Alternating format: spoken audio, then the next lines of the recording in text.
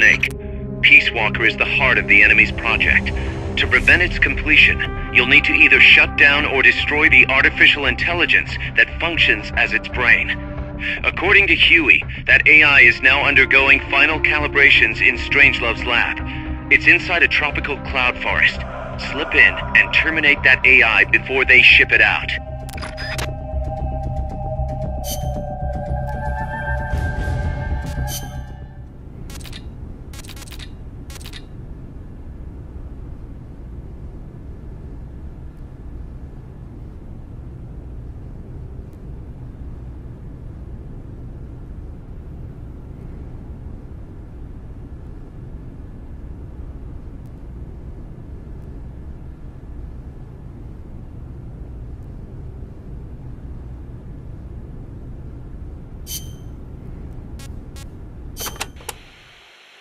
Doc, I'm starting to sense your feelings about nukes are a little different from your colleagues. How do you mean? Your little chat with Coldman back there. I told you my father worked on the Manhattan Project, right? You're familiar with it? The basics, yeah. It was the project that kicked off the nuclear age. That's right. Some of the finest minds of the 20th century, including multiple Nobel Prize winners, worked on it. They spent over $2 billion, and that's in 1940s money. It culminated in the successful nuclear test at Alamogordo on July 16th, 1945. And the first use in combat a few weeks later. Doc? I can't walk. What? My spine isn't shaped like everybody else's. I can't move my lower body, so I've never taken a single step, not since I was born. What's that got to do with your dad being in the Manhattan Project? As a result of his research, my father was exposed to high doses of radiation. It can't be a coincidence that my chromosomes are messed up. That's why I didn't want for these nukes to be another sword of Damocles. I wanted to give them a real purpose, to be a deterrent against war. Doc. And Coldman, we have to stop him, whatever it takes.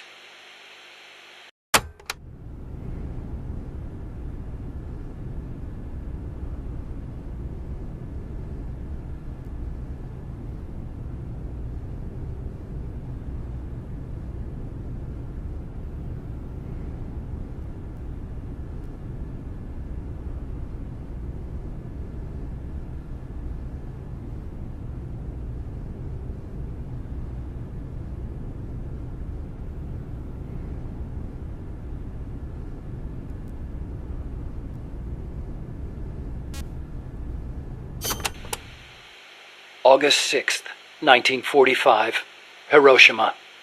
August 9, Nagasaki. The atom bomb attacks on Japan. My father was married to his work.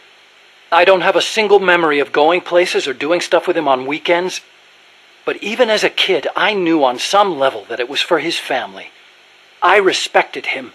My mother used to tell me all the time, "Your father is a brilliant scientist. He saved countless American boys from death. You should be proud of him." Yeah. You could say the war ended because of those bombs. When I was in the 5th grade, a Japanese student transferred to our class. She showed me photos of Hiroshima after the bomb. I couldn't believe my eyes. A city of over 350,000 people reduced to a scorch mark on the ground by a single atomic bomb. Houses blown off their foundations, burned to ashes. The only things left standing were the skeletons of steel-framed buildings. And it wasn't just the buildings. Blackened corpses on the side of the road. Survivors covered head to toe in severe burns. Within a few months, over 70,000 had died in Nagasaki, twice that in Hiroshima. For years after that, I couldn't talk to my father. Couldn't even stand to look at his face. I know how you feel, Doc. But your father's your father. If he hadn't worked on that project, my body wouldn't be like this. I could be researching something else. I could have lived a normal life.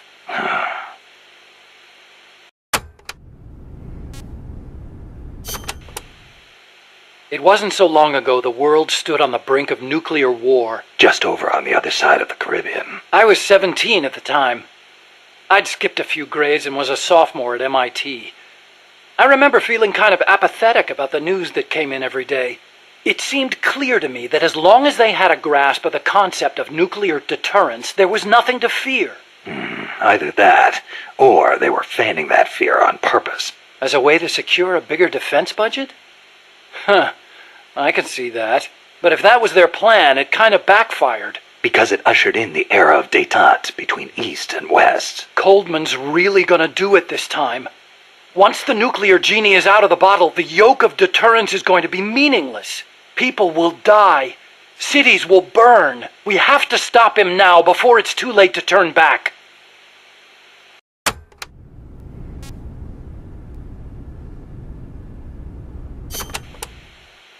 So you've been doing nuclear research your whole life? No, not really.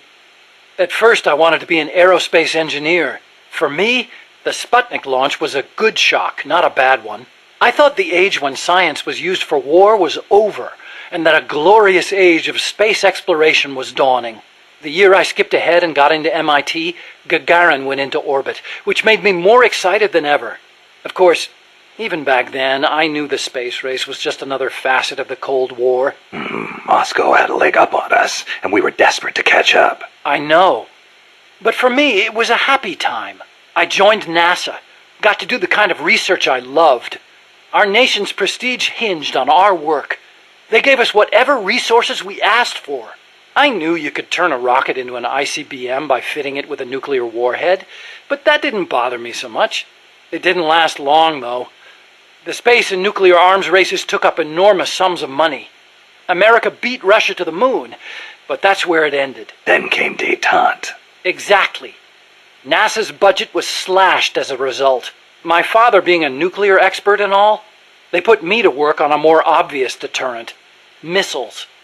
At NASA, I'd been researching a locomotion system for lunar exploration. Tires aren't suited to driving around on the moon, you know. And that's how I caught Coldman's eye.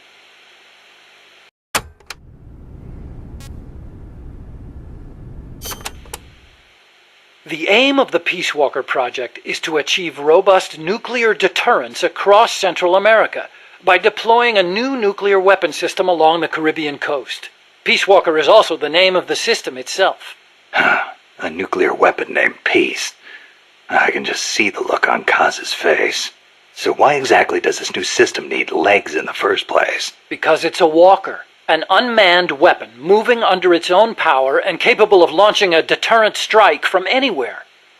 That's the whole idea behind Peace Walker.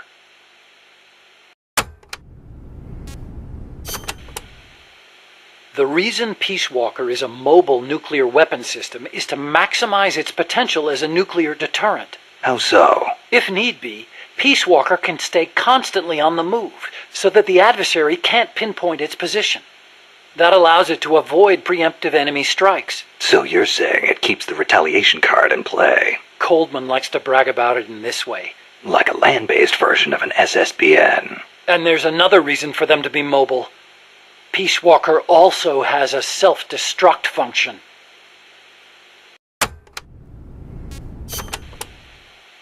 Why would Peace Walker need a self-destruct function? You saw it, didn't you, Snake? That sphere on Peace Walker's head? Yeah? That's a hydrogen bomb. What? You're telling me that thing's a thermonuclear device? Do they have any idea what kind of destruction that thing would cause? I know, it's crazy. I mean, even overkill has its limits. If it's strategic value they want, they could have gone with something smaller. It's like they want a weapon on par with Russia's Tsar Bomba.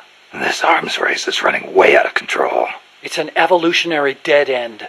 A saber-toothed tiger. You can't load a warhead that big on a missile, of course. And no strategic bomber could carry it. That's where Peace Walker comes in. So, it waltzes into enemy territory carrying a hydrogen bomb and blows itself up. Christ.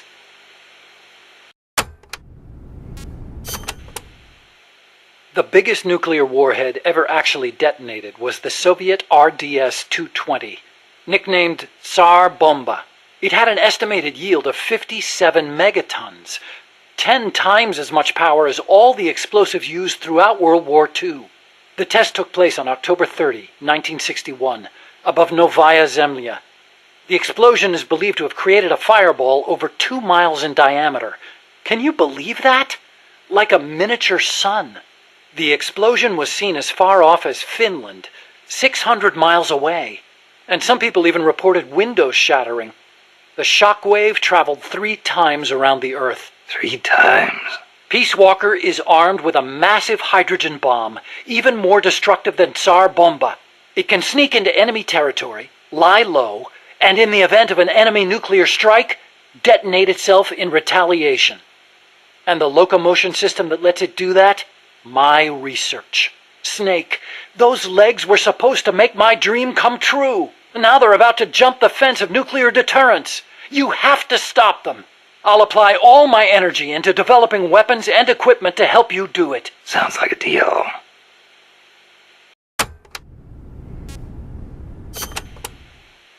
What made you put an AI into Peace Walker? Well, for one thing, because it can't be manned. Peace Walker's designed to enter enemy territory and blow itself up, if necessary. You can't put a person inside a weapon that could blow at any time, can you? So we equipped it with an AI instead. That's strangely humane of you. And besides, Peace Walker was designed as a bipedal weapon system. You can't imagine how hard it shakes when it walks.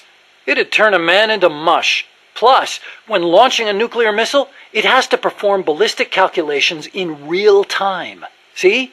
Because it's always moving. Hold on. If that's all it does, then a high-performance computer ought to do the job. It doesn't need intelligence. That's a very good point, Snake. Which brings me to the real reason. Peace Walker needs AI to make decisions regarding nuclear retaliation. It's what ensures perfectly mutual assured destruction. I've heard all this before. You want a war between machines? We'd never actually launched the first nuke, of course. It's strictly a counterattack system. Only a politician could make such an illogical decision as starting a nuclear war. Conversely, if an adversary launches a nuke at us, the AI will not fail to retaliate. Therefore, the adversary can't launch. The AI guarantees it. Even so, launching nukes without authorization?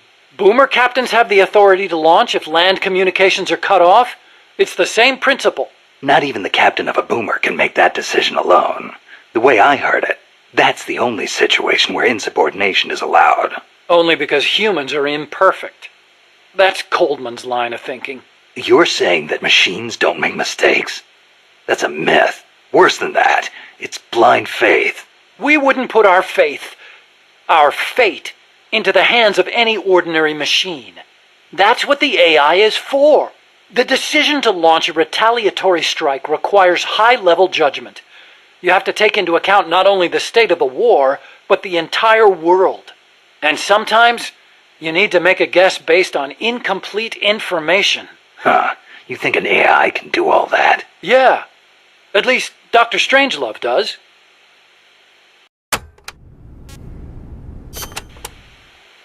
Peace Walker is fitted with several close-range weapons. We'd also planned for it to be able to enter enemy territory and self-detonate. Wonderful. What exactly are we dealing with here? Well, the flamethrowers for one thing. One in the front and one in the rear. Then there are the S-mines. They're like cluster bombs. It scatters them from its leg hatches. If you see those open, you better clear out quickly. And finally, the rockets. These can travel quite a distance, so stay sharp. On the other hand, it can't fire them from too close. But then again, there are those flamethrowers. It can also use its legs as weapons against any infantry on the ground. Ouch. But remember, Peace Walker technically isn't complete. With just the reptile pod, it can only perform relatively simple maneuvers. They've got certain quirks, too. What's more, look carefully and you should be able to predict which attack is coming next.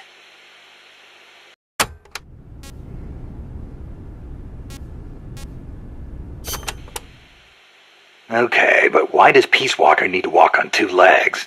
I'd think treads would be good enough. You'd be wrong. As you know, the terrain in Central America is rugged and complex, especially along the Caribbean coast of Costa Rica. You've got jungles, swamps, mountains, and the only way to get across all that terrain, no matter how rugged, is on legs. Yeah, but wouldn't it be tough to cross a swamp, even on legs? It wasn't easy, that's for sure. The reason we picked Costa Rica as a proving ground is because we can test it on every type of terrain.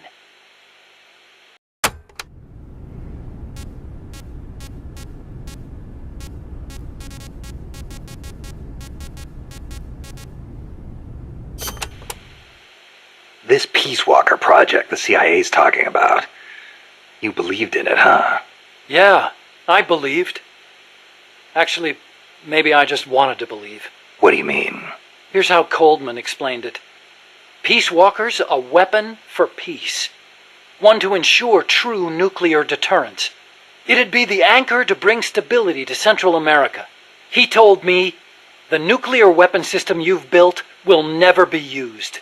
It will forever stand vigil as an icon of peace. And to achieve that, he needed my bipedal locomotion technology. To be honest, I was flattered. Flattered? Wouldn't you be? My colleagues in the scientific community have never taken me seriously. They told me bipedal locomotion was a pipe dream, that it'd never amount to anything. It was the first time anybody recognized my work. How could I not be happy? And besides, it was my chance to surpass my father. To create nukes for peace. Or so I thought anyway. But Coldman's really going through with it. Yeah. Makes perfect sense, really. No one would give the project any notice unless they could prove that an unmanned system is capable of launching a nuke.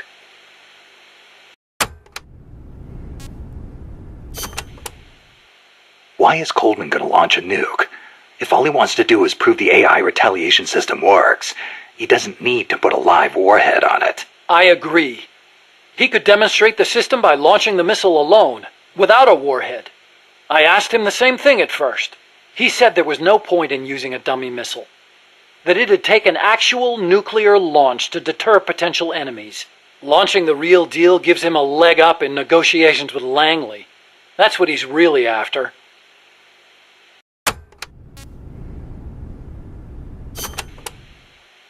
I based the bipedal locomotion technology used in Peace Walker on Soviet research. Actually, I'll be honest with you. I stole most of the basic ideas behind it. Soviet? Bipedal? You mean Granin? You know him? Yeah. I met him at his lab in Russia. He helped me out a little bit. You met him? What were you... He was head of the Granin Design Bureau, creator of countless Soviet weapons. I'd hit a wall in my research at the time. Granin's ideas solved nearly all my problems. There's nothing unusual about using somebody else's work to further your own research, is there? As long as you cite it, yeah. But I wasn't in a position to do that. His research was classified at the highest level. Soviet research, no less. So, you used it without telling anybody? I wanted to show up my colleagues for once. The ones who never took me seriously. But you reap what you sow. Coldman seized on that vulnerability. Told me if I quit the project, he'd expose my larceny. He had you by the balls, Doc.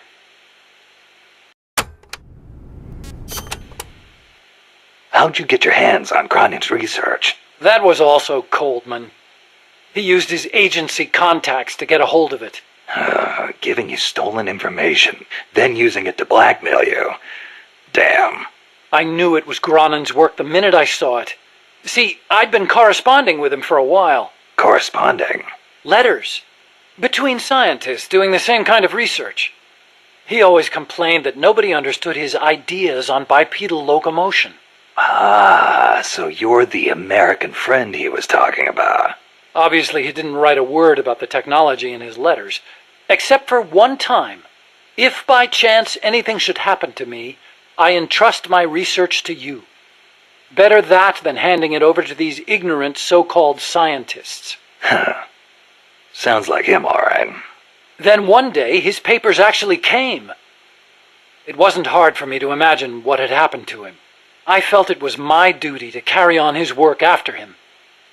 And also... What? I thought maybe combining his technology with mine could be a way to bring East and West together. Like the docking of Apollo and Soyuz. It'll never make the history books.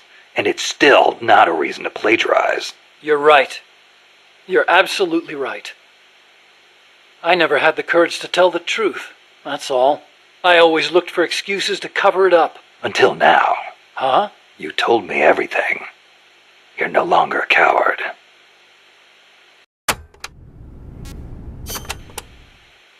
Metal Gear. Huh? What about it? You mumbled that when I first explained about Peace Walker. I'm curious what it meant. Exactly what it says. Metal Gear. Gronin coined the term. Gronin did? He thought of his technology as the metal gear that meshes infantry with artillery. I like the sound of that. Metal Gear. It's got a nice ring to it. Better than an outright lie like Peace Walker, anyway.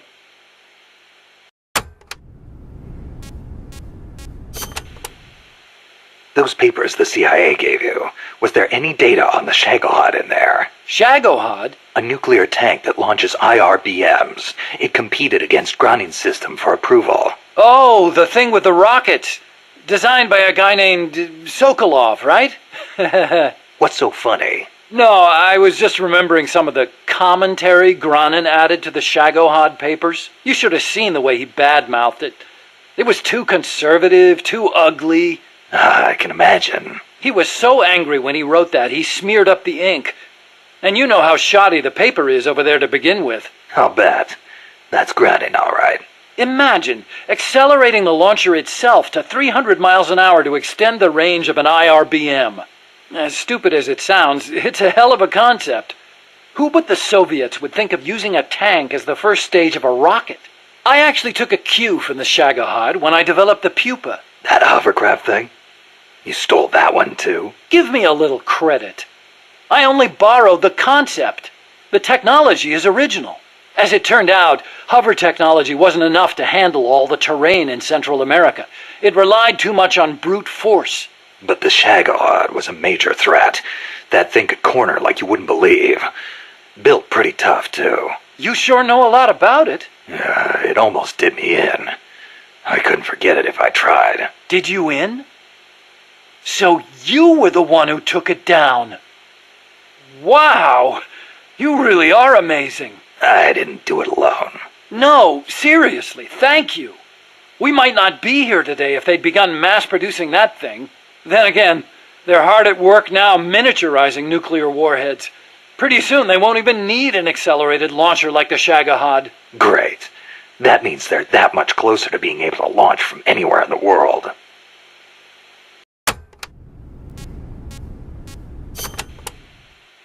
Chico called Peace Walker the Basilisco. Basilisco? Oh, right, Spanish. That's funny. I once used the codename Basilisk for the Peace Walker platform myself. What for? The class of lizards called basilisks can walk atop any type of terrain. In a pinch, they can even stand up on two legs and run across water. Perfect name for a system that can walk anywhere in Central America, right? Plus, there are the legends. What legends? The basilisks of legend were highly venomous creatures. There's a story told by the ancient Romans. A knight slew a basilisk by piercing it with his spear. The creature's poison seeped up the spear and killed both horse and rider. Remind you of anything, Snake? Nuclear deterrence. Bingo. Kill it, and you die along with it. Your hands are bound. I wanted Peace Walker to be like that. You should know that people aren't that rational. Sometimes people do things that don't make sense, even when they know they're going to die. Or maybe it's because of that. Maybe you're right. But that's exactly what I don't understand.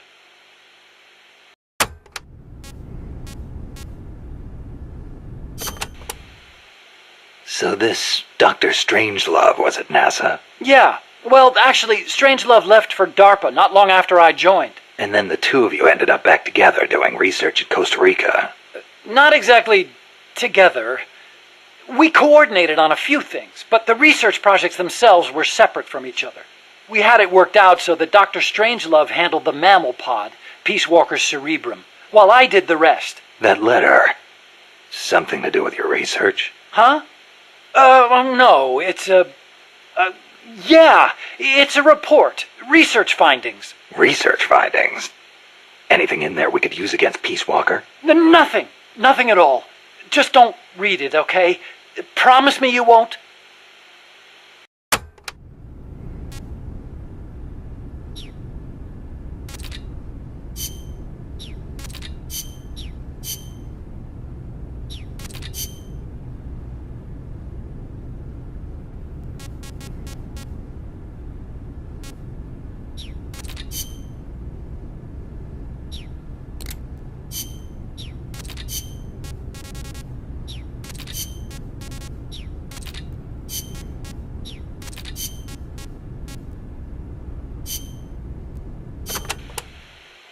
let's speak in hypotheticals for a minute.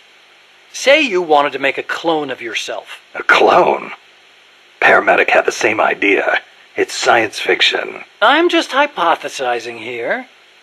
Okay, not a clone then. You have any kids? Nope. Wife? I've never been tied down. Okay then.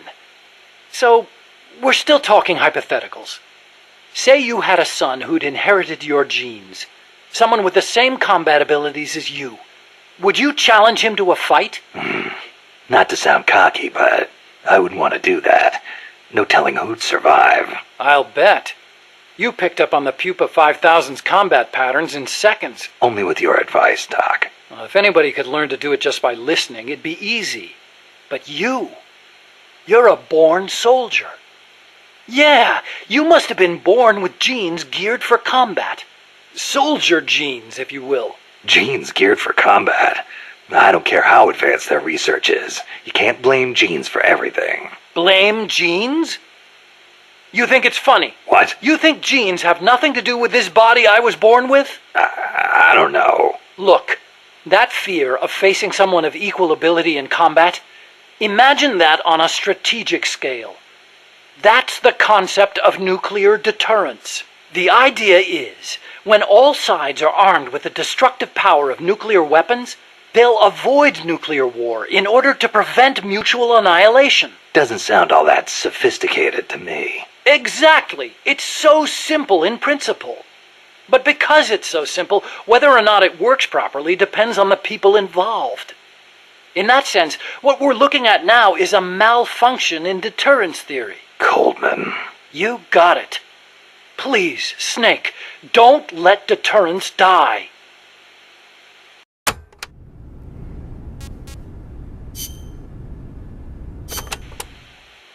Hey, Doc, what was that you were smoking in the lab?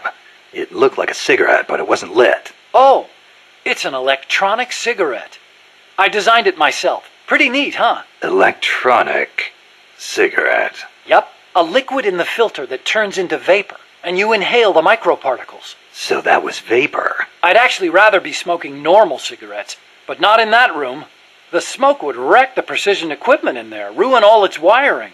But the vapor is just steam. It doesn't contain tar or anything like that. So I can smoke it in the lab with no worries. Nice. Want to try one? Nah, I'll stick with cigars. Yeah, but... I don't like imitations. The real thing's always better. Okay. But you know, sooner or later, smoking's going to become very unfashionable across the world. It hurts you and those around you. Electronic cigarettes might not seem so bad then. Yeah, when that happens, I'll think about it.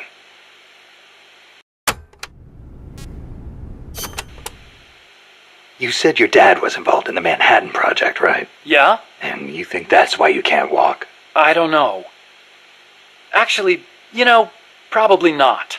So far, nobody's found evidence that exposure to radiation in parents causes genetic defects in children, except for those exposed in the womb. Epidemiologically speaking, anyway. That's the conclusion of the Atomic Bomb Casualty Commission. Right. The ABCC commenced its study immediately after the war, and it's still ongoing. Even now, 30 years later. The effects of radiation exposure last a long time. I'm guessing it'll be another 10 years before we get a real verdict on whether it affects genes. Granted, it's the most massive study anybody's ever done. But that's really all it is, a study. The ABCC brought in bomb victims and ran tests on them, but they didn't treat them. Really? Them too, huh? At any rate, that's what my father made me believe when I was growing up. Maybe it was tough for your dad to explain. Ever think of that? Yeah, maybe. But this is my problem now, Snake. I have to face the nukes head on, whether I like it or not. My creations are being used for the wrong purposes. The onus is on me to stop it somehow. Help me, Snake.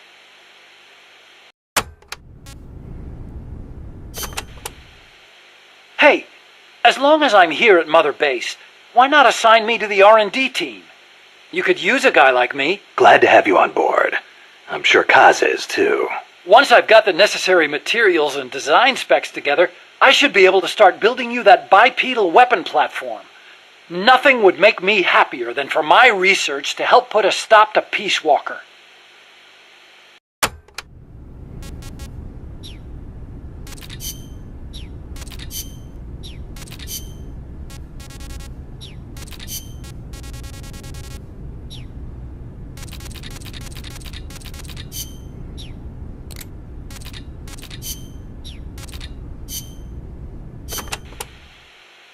Are there any large-scale ruins in Costa Rica, Paz? There is a place east of Cartago called Guajabu. They have ruins there, but they're not especially big. Not the place I'm thinking of. Any others?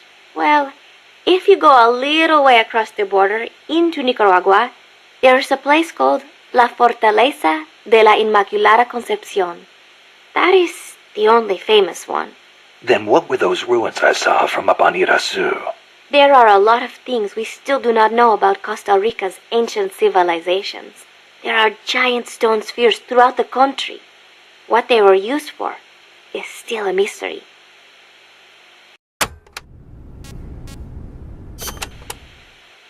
The cloud forests cover the central mountainous region of the country. They are perpetually shrouded in fog. You get wet just standing there. It is as if the entire forest is inside a cloud. Must make for poor visibility. It does, but beauty too. It is like being lost in some mystical green labyrinth. I'd rather not get lost, if that's okay. The forests are also home to lots of rare animals, especially bright-colored frogs. They like the humidity.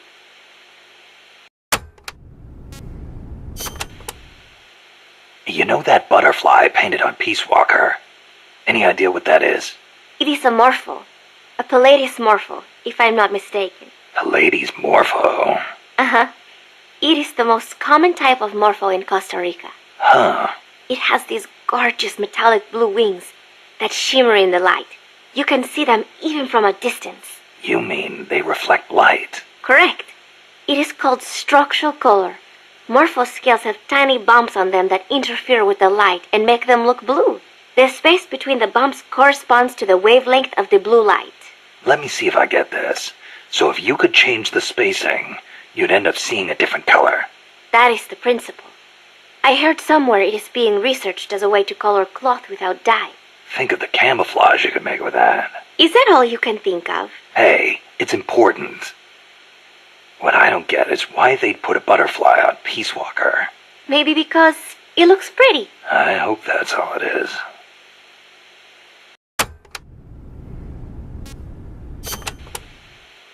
This area is a tropical cloud forest, continually covered in a thick mist.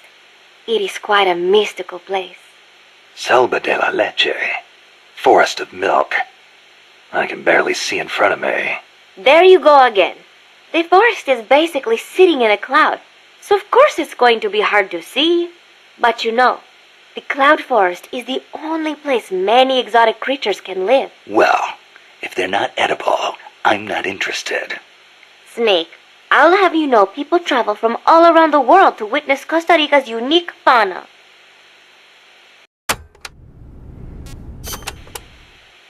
Snake, watch out for the frogs. Why? They bite? Relax. No frog's ever eaten a snake. Although, I've feasted on a few frogs' legs myself. But they are dangerous. They are poisonous. Poisonous? Poison dart frogs live up to their name, I assure you. Their poison is so strong, the Indígena use them to make poison-tipped arrows. Some secrete poison through their skin. Even touching them can be dangerous. So don't go petting them or anything. So I can't eat one? I am warning you.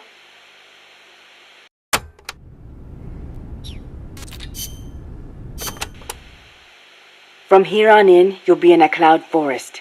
The ground is covered in vegetation. You'll have plenty of hiding places, but so will the enemy. I'll keep an eye out for scouts. Trying to force your way through would be suicide.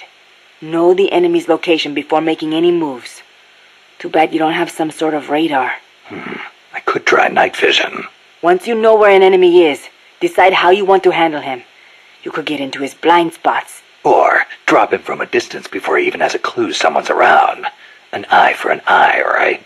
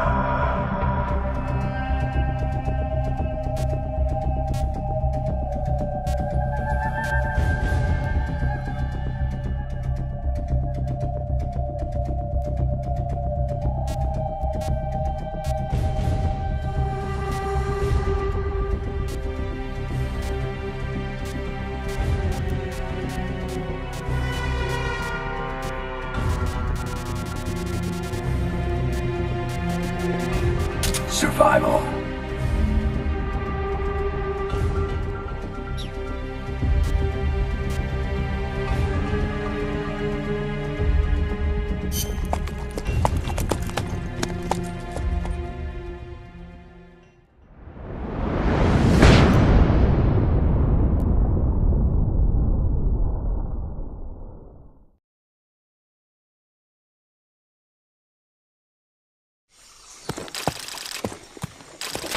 Snake, how's the mule treating you? At this pace, I should be there by tomorrow morning. You've got to hurry. The AI could be completed any time now. It'd be nice to have a guide. Already on it. I've enlisted Paz to help you. She knows the jungle pretty well. Snake, I know you are an expert in survival, but you need to stay alert. You are in an ancient jungle so foggy, you can hardly see the trees. It is home to 2,500 species of plants, including 400 types of orchids. There are also 500 species of butterflies and over 400 species of wild birds. The bedrock is solid enough that Mayan ruins have miraculously survived centuries of earthquakes. An AI lab in a Mayan ruin. Who'd have thought, hey, Huey? My sentiments exactly. That doesn't mean security's any less tight, though. You still have the ID card I gave you, don't you? Got it right here. That'll get you through the gate, no problem. After that, you're on your own. As long as the AI remains unassembled, Coldman's plan's on ice. What about security inside the lab? Well, it shouldn't be a problem for you. Strangelove demanded that the security presence inside the lab be kept to a minimum. It's not all good news, Snake. Coldman knows we're here. He's raised security in the area surrounding the lab. You'll be seeing a lot of that Chrysalis UAV, and a bunch of patrol choppers too. There may be scouts in the jungle lying in ambush. As you approach the lab, be extra vigilant. I'll be careful.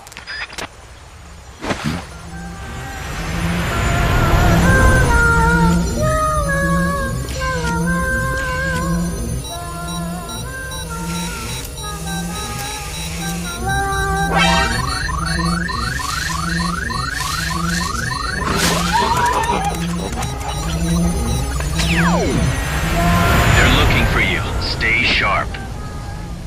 Snake, Strangelove's lab is a few miles to the north. It won't be long before the AI is complete. Don't let that happen.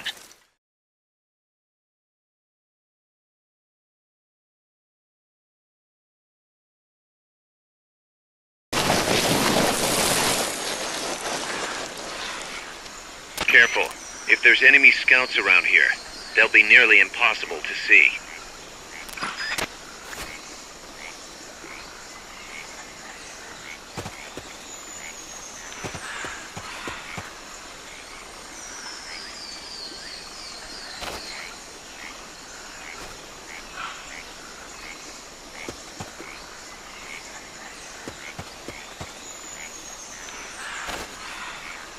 Watch out. Enemy search may not spot enemies that are actively hidden.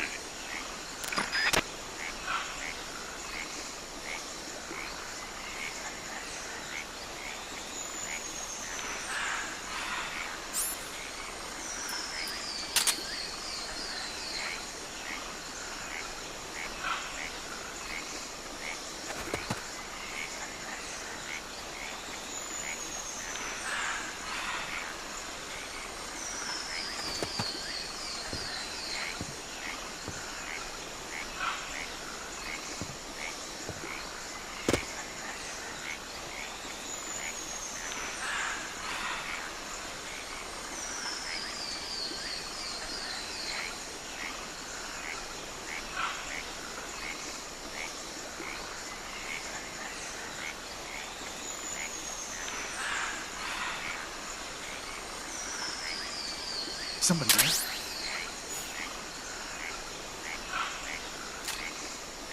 Nothing here. I heard gunfire!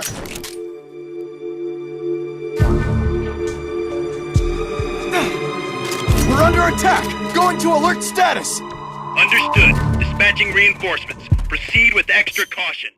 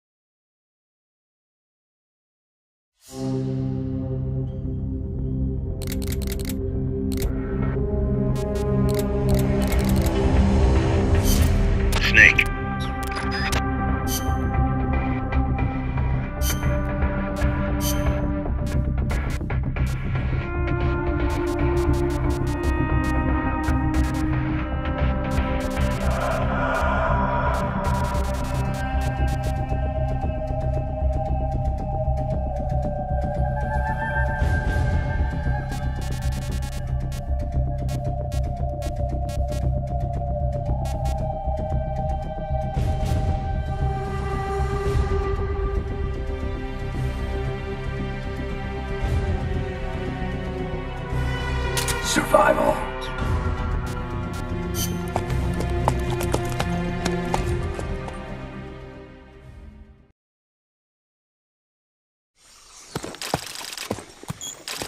Snake!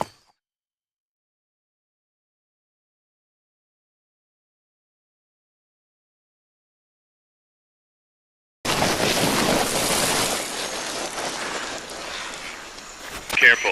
If there's enemy scouts around here, they'll be nearly impossible to see. Promise me you won't read that letter!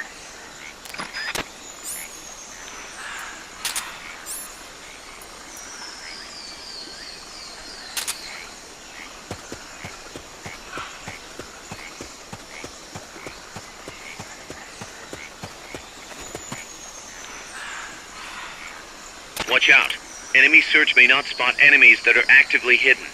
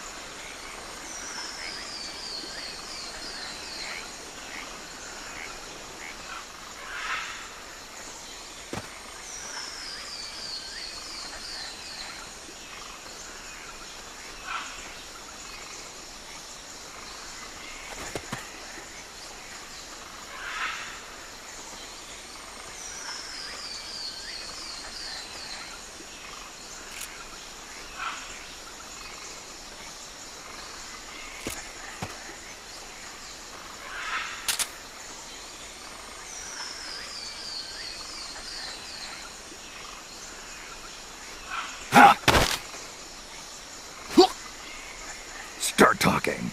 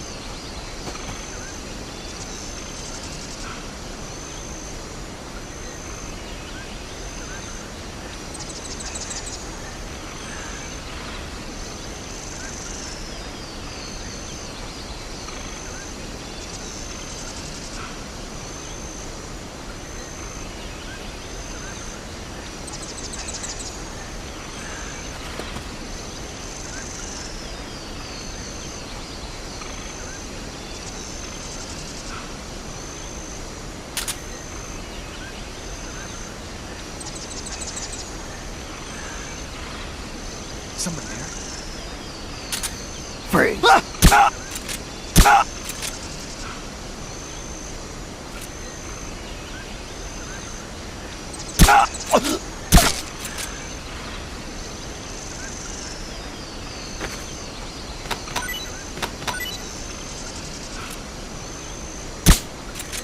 Somebody there? Nothing here.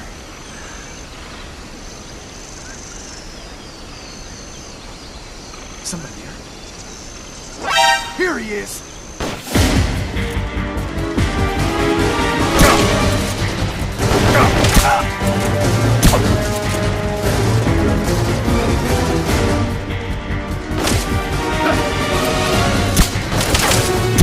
We found the enemy! Set back up! Understood. Dispatching reinforcements now.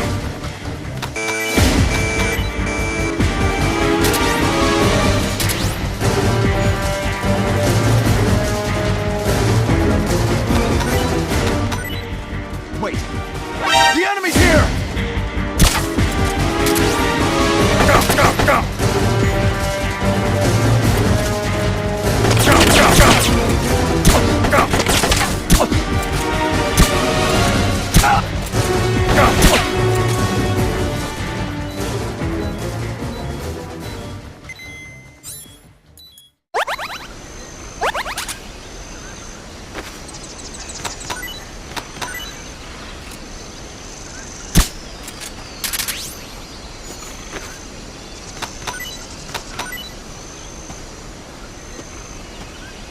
Freeze!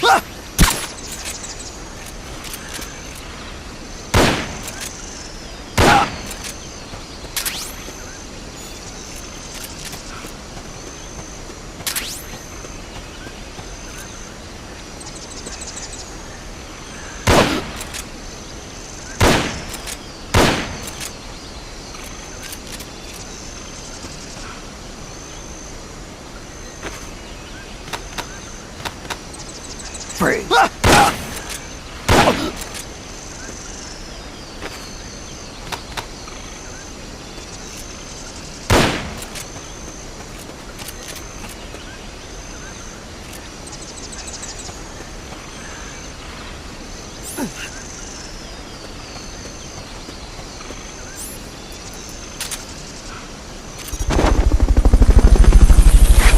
That area is not part of the mission. Fulton recovery subject confirmed onboard helicopter.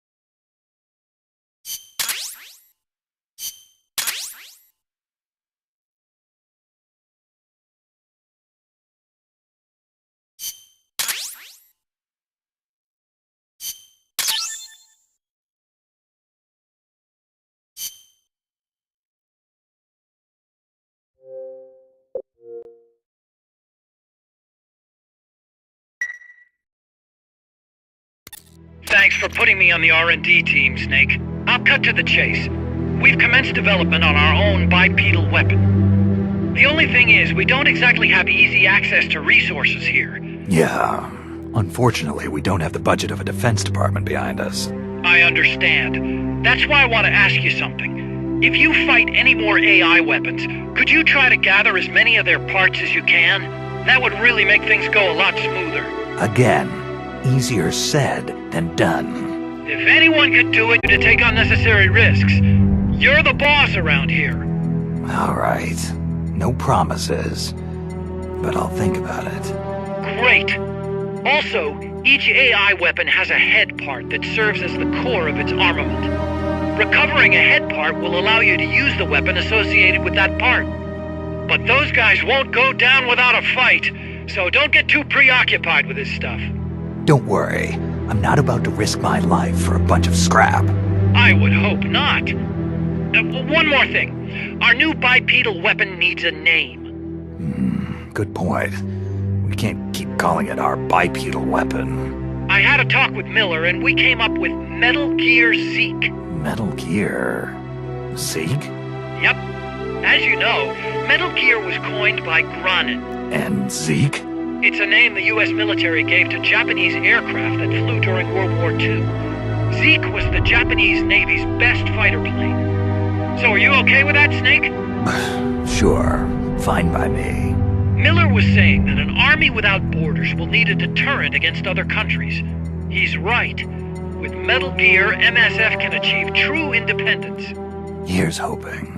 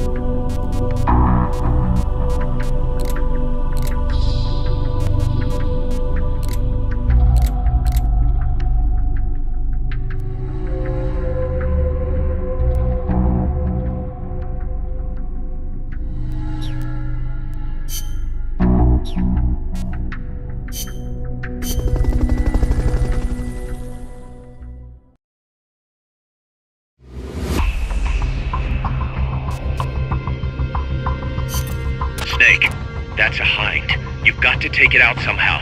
Either neutralize the soldiers or bring down the chopper. Good luck.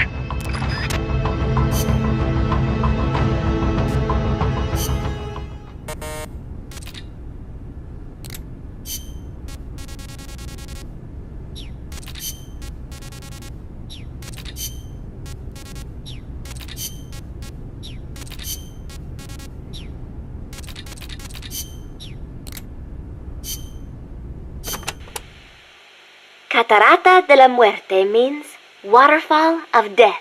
Huh. How cheerful. I am sure it will be no problem for you, Snake. Especially compared to all the dire situations you've faced in the past. Yeah, easy to say now. We'll see what really happens. Sorry. Still, you have surprised me. Everything they say about the legend is true. I'm neither hero nor legend. But for some reason, I don't mind you calling me that. Thanks. Be careful, Snake. Peace.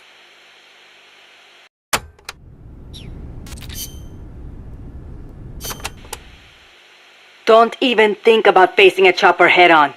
Guerrilla tactics would work well in a place like that. Moving from tree to tree will make it hard to get a fix on you from the air.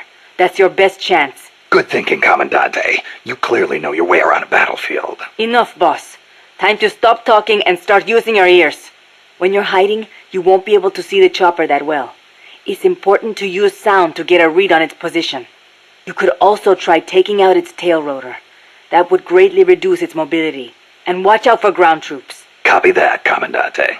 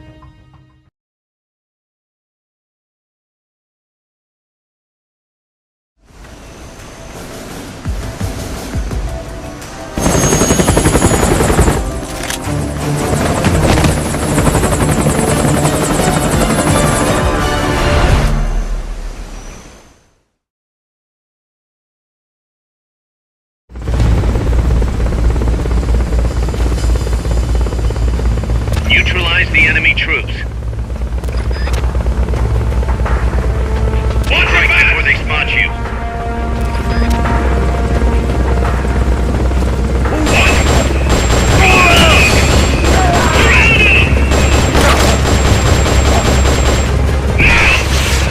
Go,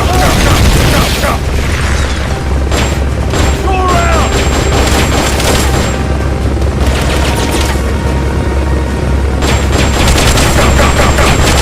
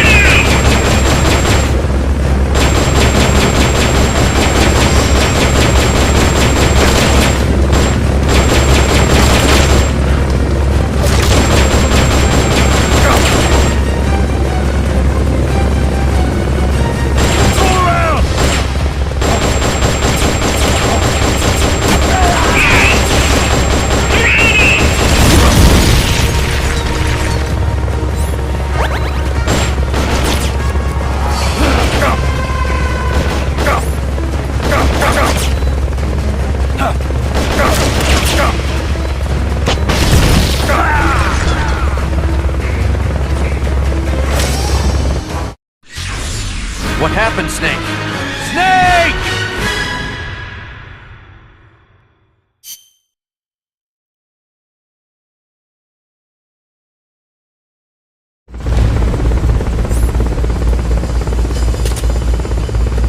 Eliminate that squadron, Snake.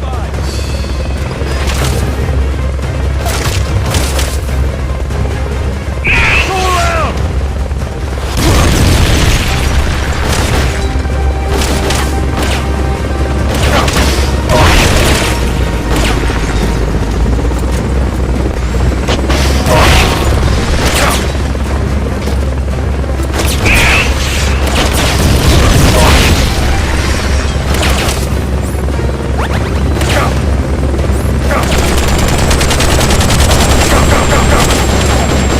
Busting cover!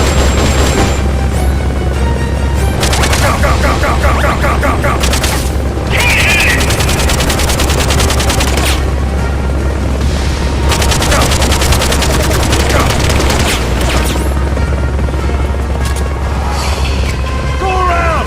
Missile loaded and ready.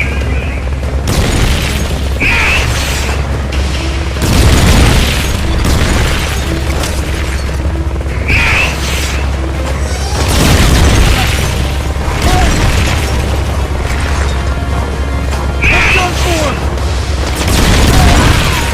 Missile loaded and ready.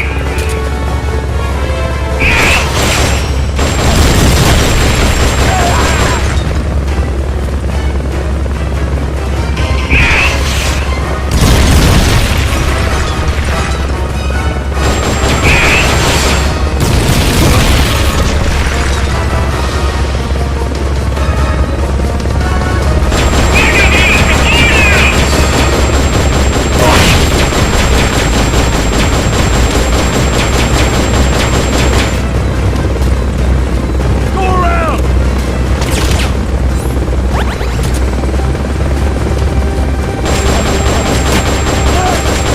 I'm done for! Take this! Missile loaded and ready. Busting cover! Move in!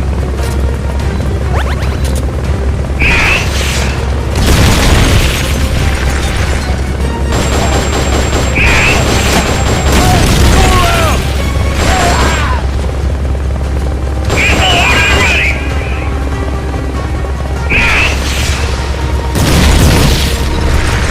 Move in!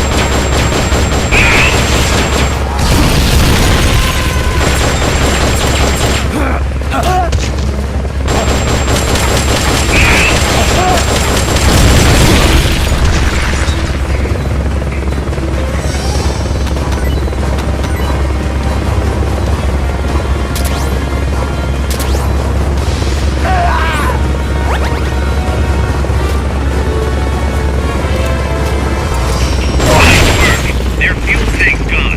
That should stop them for a while. For that tactic, you'll just have to attack the thing directly.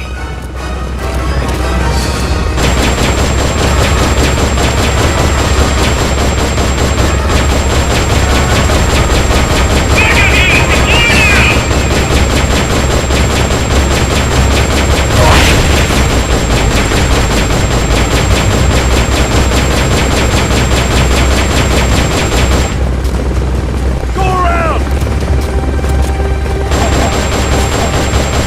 Busting cover!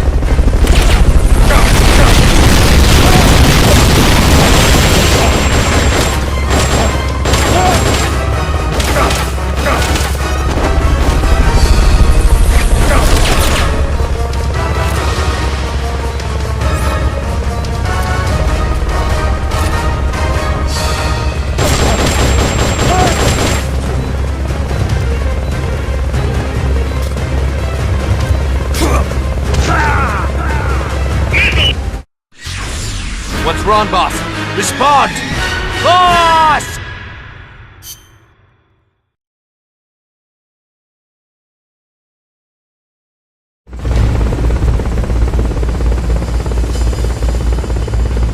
Neutralize the enemy troops. They're trying to find you. Make sure they don't.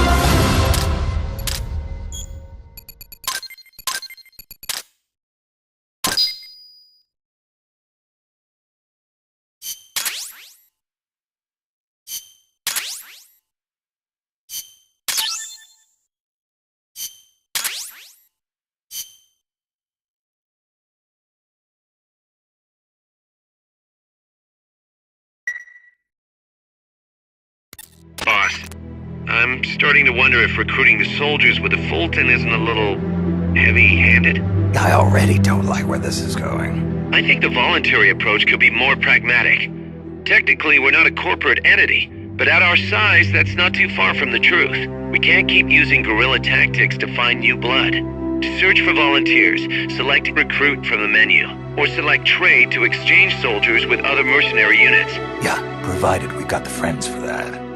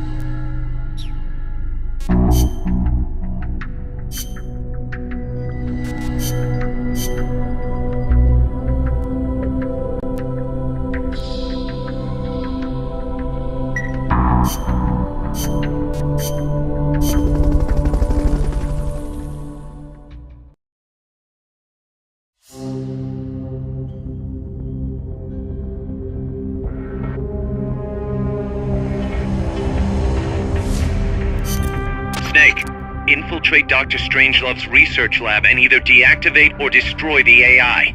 The lab's built into some ancient ruins, so find those first.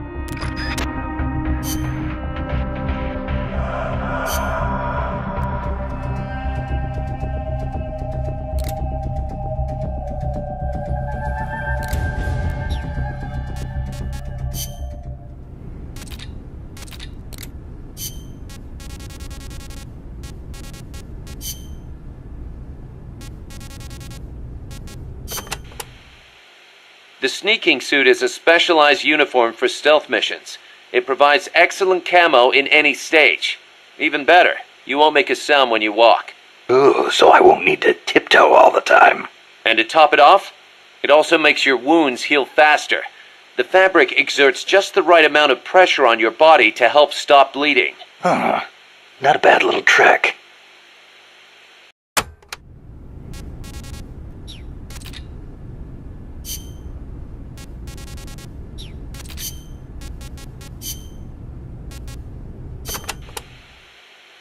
Snake, I need your opinion. How strong are the enemy's mercenaries? They're well trained. They've got more than enough men. Seasoned, too. A lot of them probably saw action in Vietnam. They're a tough bunch. And armed to the teeth. I don't think I've ever seen a mercenary force field that many tanks and attack choppers. It shows how much cash they have to throw around. And connections. How did they get access to such weapons? How do you think? They're backed by the one and only CIA. And here we are. Half of us farmers and the other half students. Children even. And weapons. We're so short on guns we have to steal them from the enemy. As much as I hate to say it, we're always going to be on the defensive. I know. And mi viejo. Without him, Yeah, I know. I don't know if we can win. Can we, Snake? Stop feeling sorry for yourself. But... Amanda, what? listen to me. Don't ever let your men hear you talk like that. You're their leader, and a leader has to stand tall, even when times get tough, when it feels like the fear and uncertainty could crush you. You're the one your comrades look to for reassurance. That's what a leader is. Don't forget it. Snake. If you're looking for comfort, go find a church. That's all I've got to say. You are right. I am sorry. I need to pull myself together. You'll be fine. I know you have it in you. Thank you, Snake.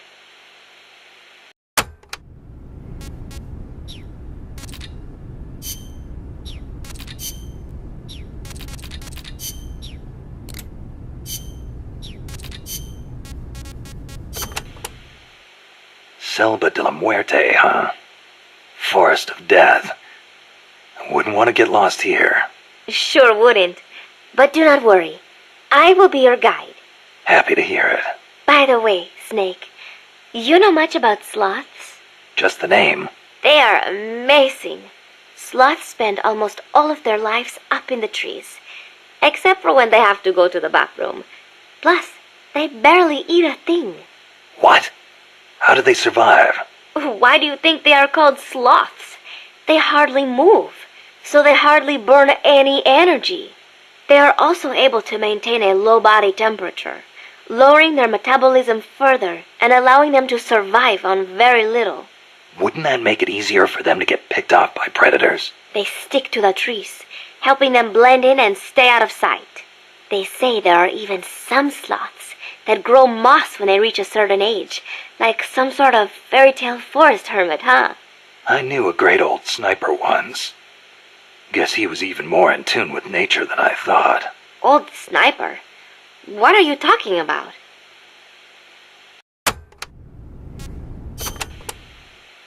La Ruinas de Xochiquetzal will be around there.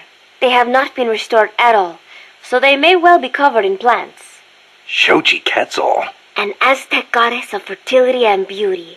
They say she was always accompanied by birds and butterflies. One theory states she was the mother of the god known as Quetzalcoatl. Quetzalcoatl. The Quetzal is said to be an incarnation of Quetzalcoatl, hence its name. I get it. Well, this place definitely matches the atmosphere of a cloud forest. Now, it may have seen better days, but that is still a temple, So be sure to show respect when you're inside. If the mood strikes me. Well, you've got no one to blame but yourself if Xochitl strikes you down.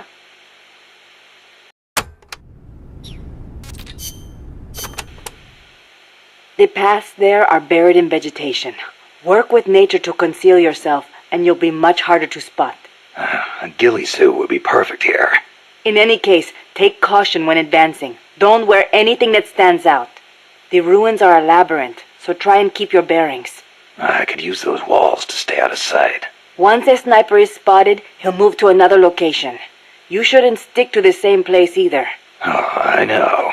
I learned all about that in the Soviet Union. It is not necessarily a good idea to try to engage a sniper in close quarters combat. Finally, once you've found a place to hide, don't let them take you from behind. Don't worry. No one sneaks up on me.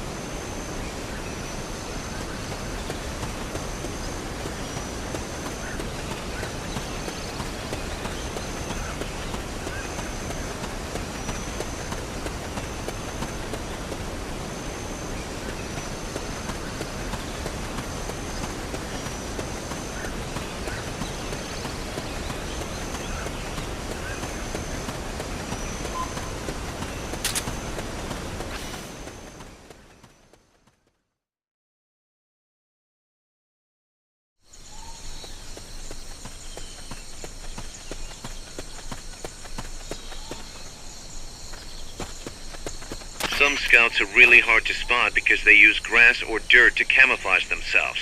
They blend right in with the natural surroundings.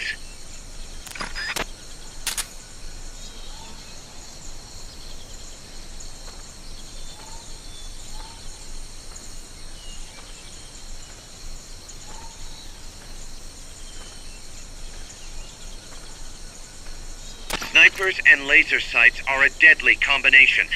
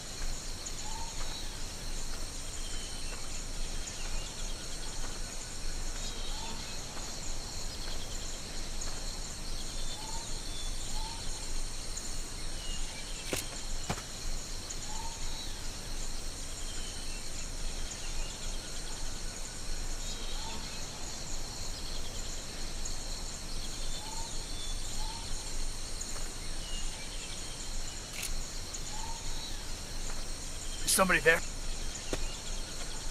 Huh, nothing.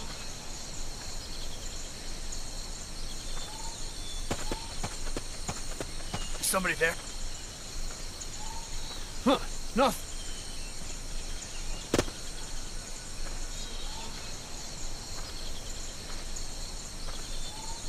Is somebody there? Huh, nothing.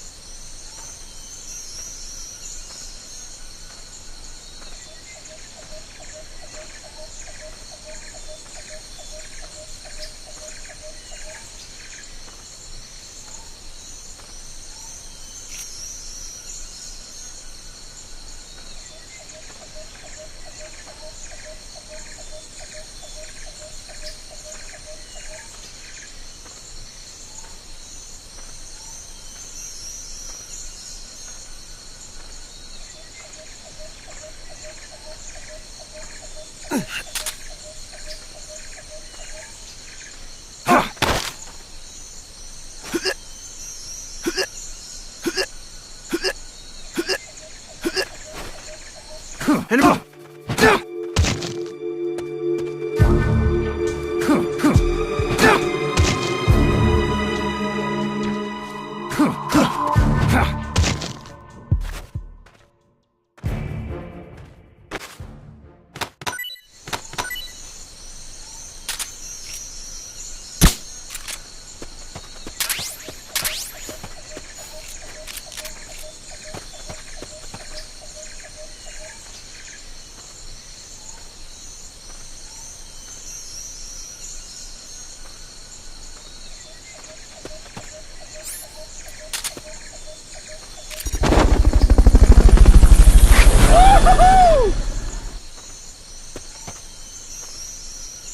Fulton recovery subject confirmed onboard helicopter.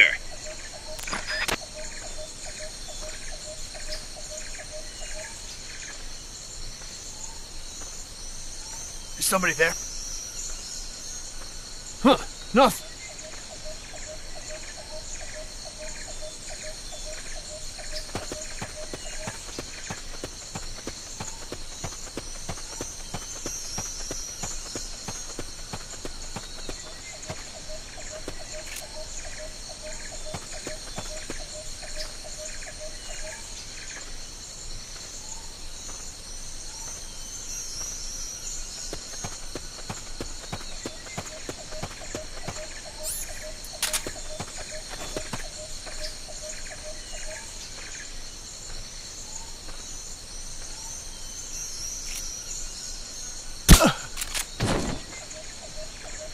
Somebody there?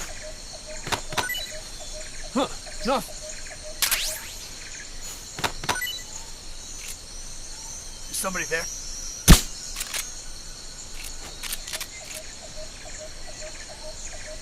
Huh, nothing.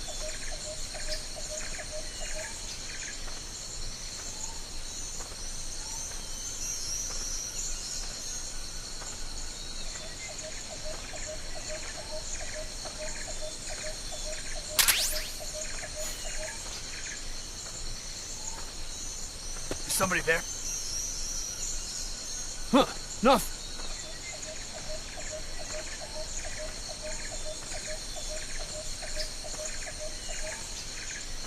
Is somebody there? Huh, nothing. He's here! Got a beat on you. It's the enemy! Send reinforcements! Understood. Dispatching reinforcements now.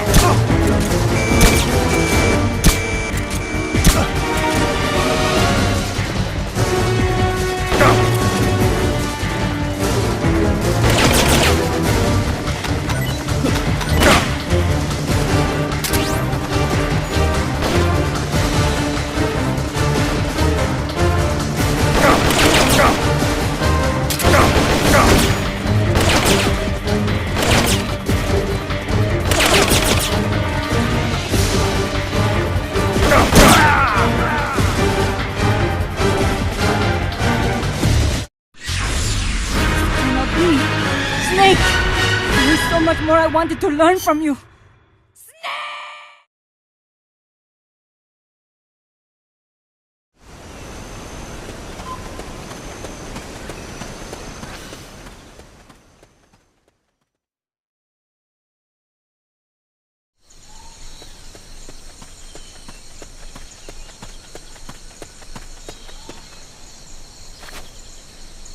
Some scouts are really hard to spot because they use grass or dirt to camouflage themselves.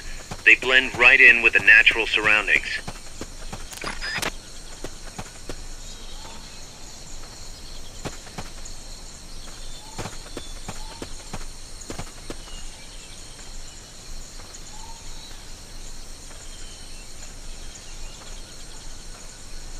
Snipers and laser sights are a deadly combination.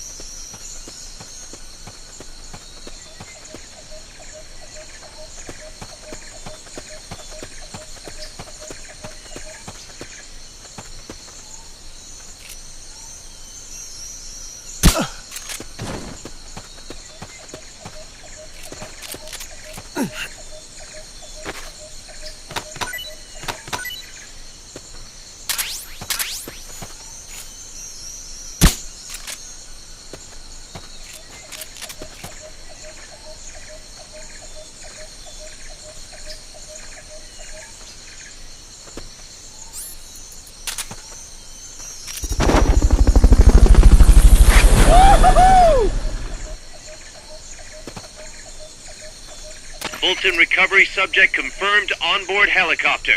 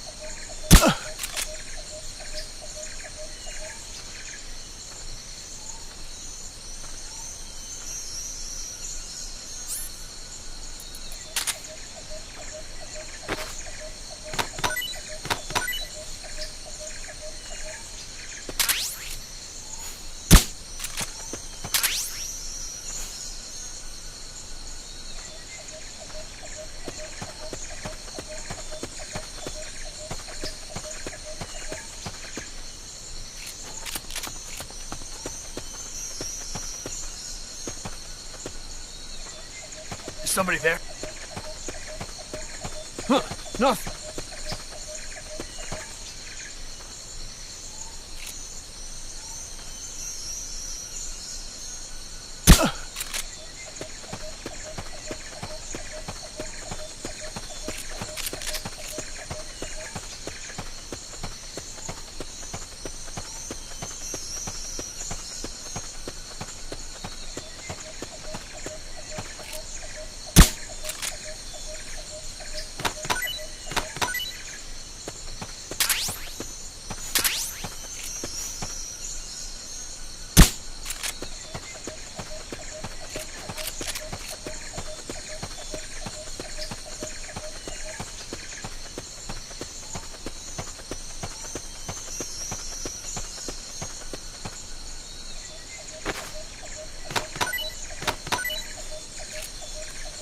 Freeze.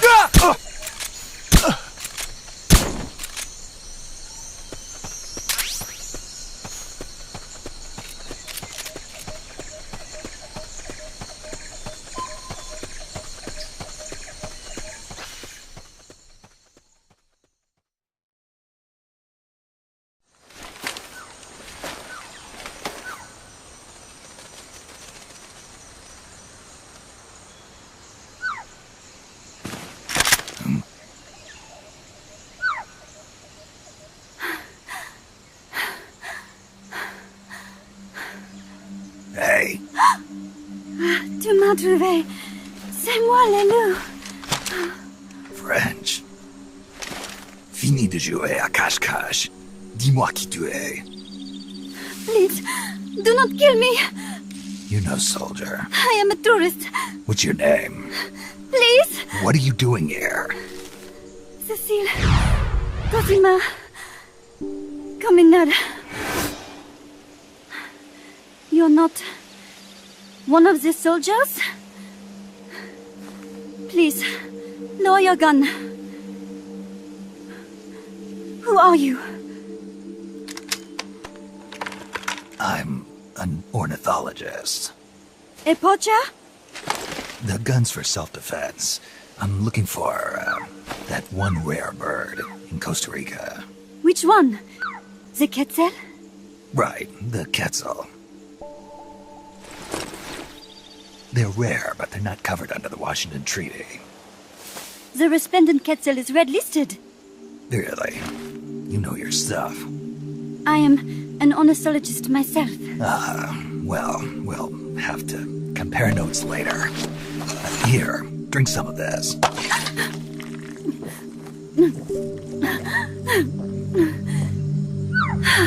You saved me.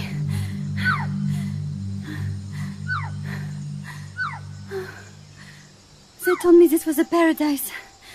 That there were more rare birds here than anywhere else. That there was no war here. That it was safe. They told me it was every birder's dream. But they were wrong. What happened? If only I had not recorded that stupid voice. Voice? I was trying to capture the Quetzal song. Making my way through a thicket, I saw immense runes towering before me. I chase it away. It will bite you unless you kill it. Go home. You're the one who made the tape. I am loyal to myself. Who's there? I was captured by that woman. But she was kind. She gave me food to eat and even bathed me herself each day. But she said I could go home in a month. So whatever you do, don't take off the blindfold. Do so, and you will never leave here. Guess you didn't listen. How'd you escape? I waited for an opening. Stole an ID card. They almost caught me, but I managed to elude them. You made it this far and then succumbed to exhaustion. I was barefoot, with no supplies.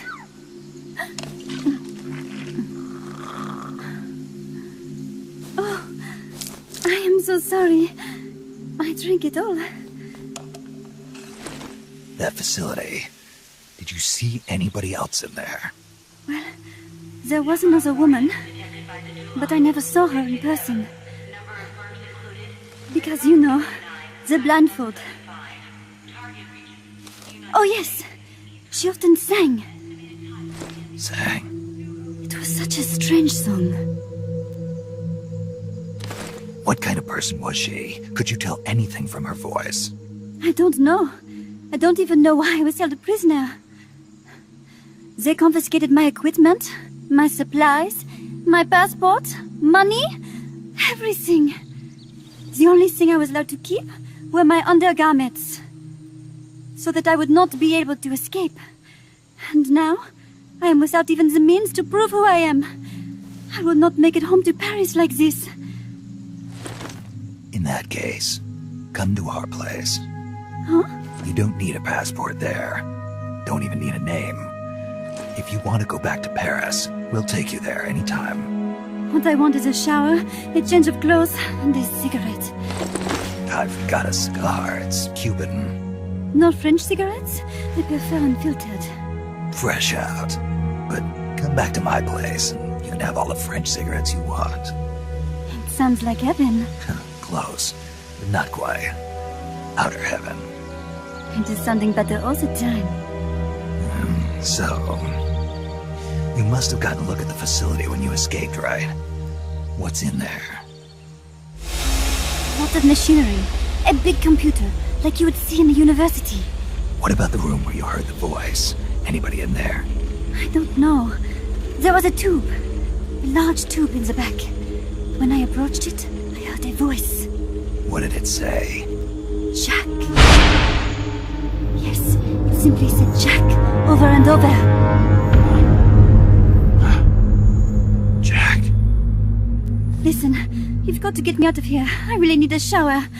Wait here. I've still got business to take care of. What? You're not thinking of going in there, are you?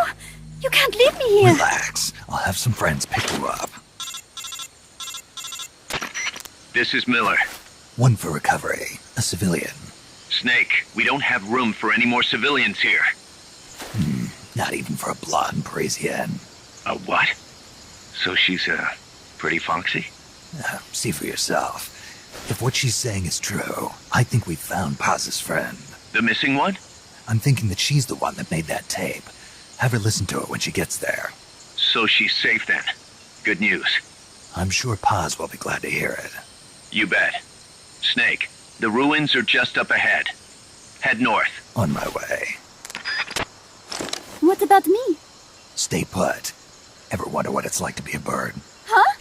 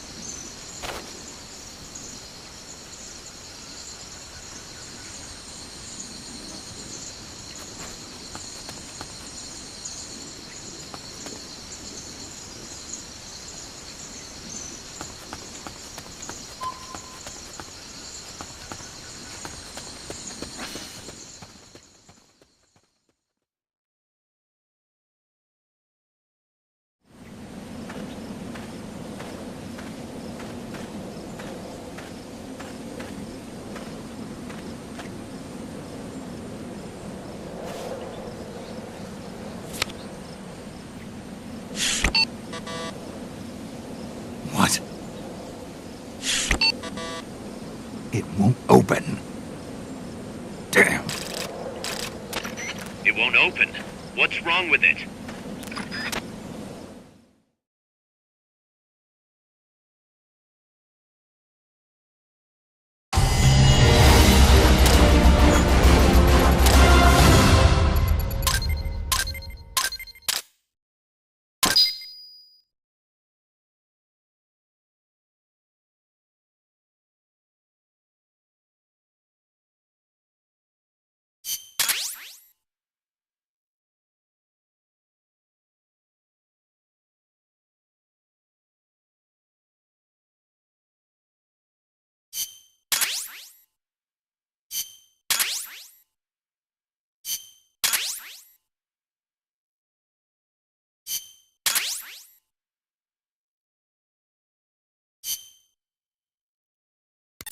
Snake?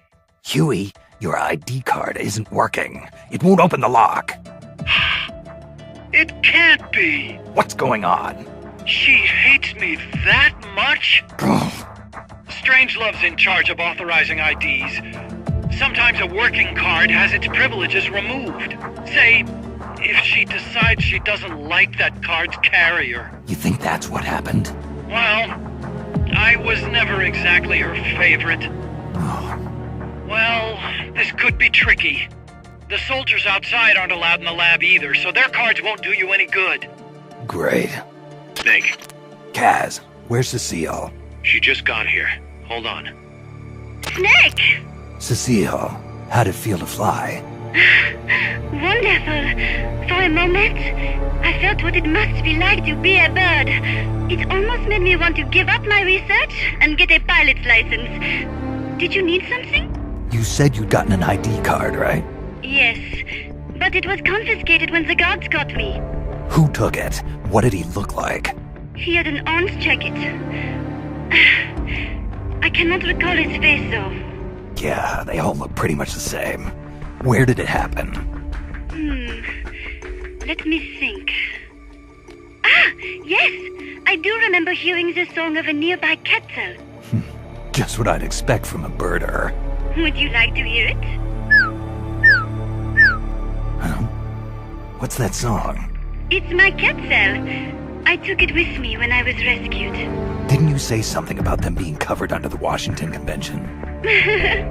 Just kidding. That was just me. An imitation. An essential skill for any ornithologist. Pretty good, no? Damn good. If you want to hear the kettle song again, just let me know. I can tell you all about the birds of Costa Rica, too. Yeah, will do. Thanks, Cecile.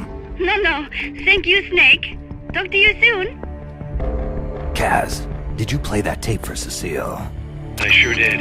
It's hers, all right. Then she must be... She's not. Cecile said she's never even met Paz. What? She's at least 10 years too old. But... I'm guessing Paz convinced herself that it was the tape her friend made. But never mind that. Let's go over what we know so far. The soldier with the ID card is wearing an orange jacket and is in a location where you'll hear Quetzal singing. Find that soldier, retrieve that card.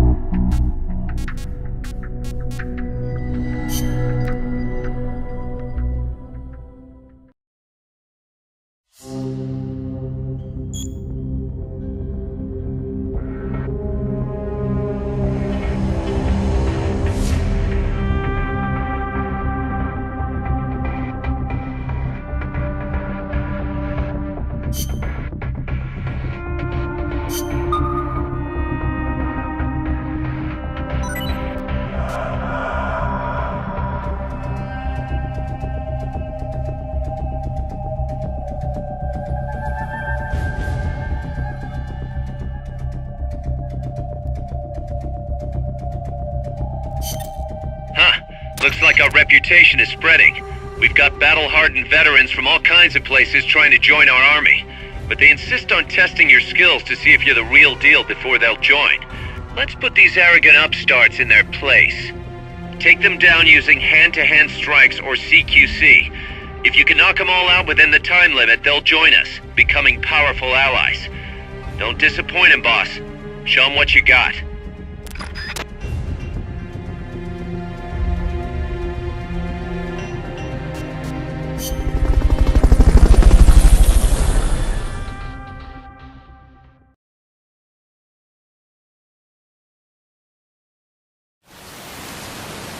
Reporting for duty. One more time.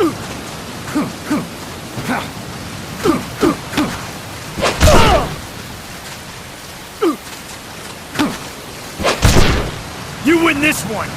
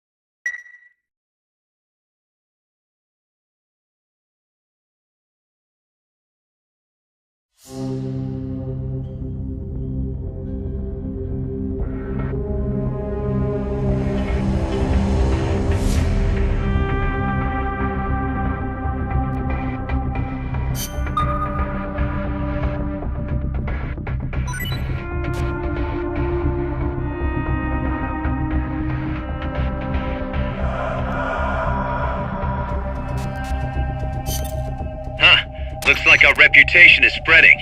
We've got battle-hardened veterans from all kinds of places trying to join up.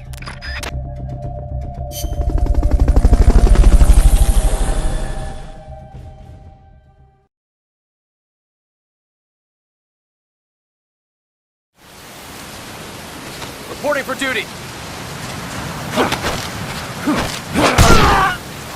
I'm not done yet.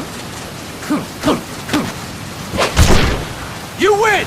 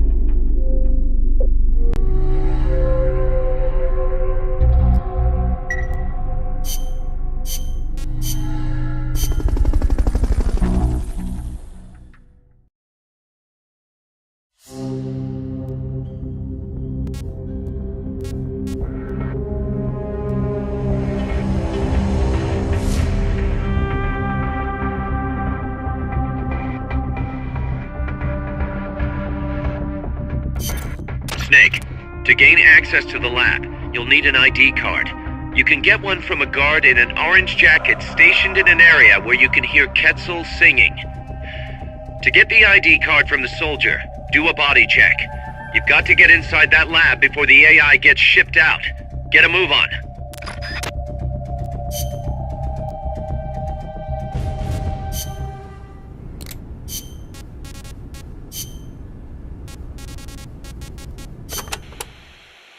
What's wrong, Kaz? You sound beat. Yeah, the problems never seem to end around here. You should take a break. Share a cup of mate with the other guys. It'll give you a chance to connect with them. I wonder if Che and his men ever sat around and drank mate. I bet they did. Che was famous for his love of the stuff. Oh, man, whoever thought of this was a genius. You can put it in a gourd and carry it around, and there's a special straw with a filter attached so you can drink it any time. That's not all. It's full of essential vitamins and minerals, too. Nice to have in a guerrilla war when food is short. Yeah. Wish I had a chance to share some with the blonde Parisienne when I was out hiking. Well, how do you know about that? It takes a thief. Or should I say it takes a snake to know one. Snake.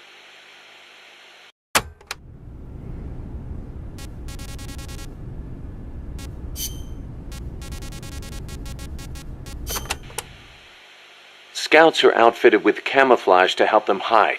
Some of them look kind of weird, like they've got seaweed growing all over them. Ah, ghillie suits. Not much difference between them and any other scout in terms of combat ability, but it does make them harder to spot. I'm sure it does. You've come across these before? Yeah, the Soviet Union. The first time, it took me a full hour to find the guy and take him out. Kaz, do you know what they shine? Shine? Like how? Like, from their heads. Their heads? How about their hair? They have a lot of it. What are you talking about? How the hell would I know? How about a parrot? Did anybody hear a parrot squawk? A parrot? Look, Snake, you're talking to the wrong guy. I mean, Cecile's the bird expert. Wait a second, what am I saying? You're not making any sense to begin with. Never mind. It's a long story. I'll figure it out another way. Forget about it. Yeah, I'll do that. Anyway, we've already lost too many good people to these surprise encounters. Make sure you don't end up like one of them.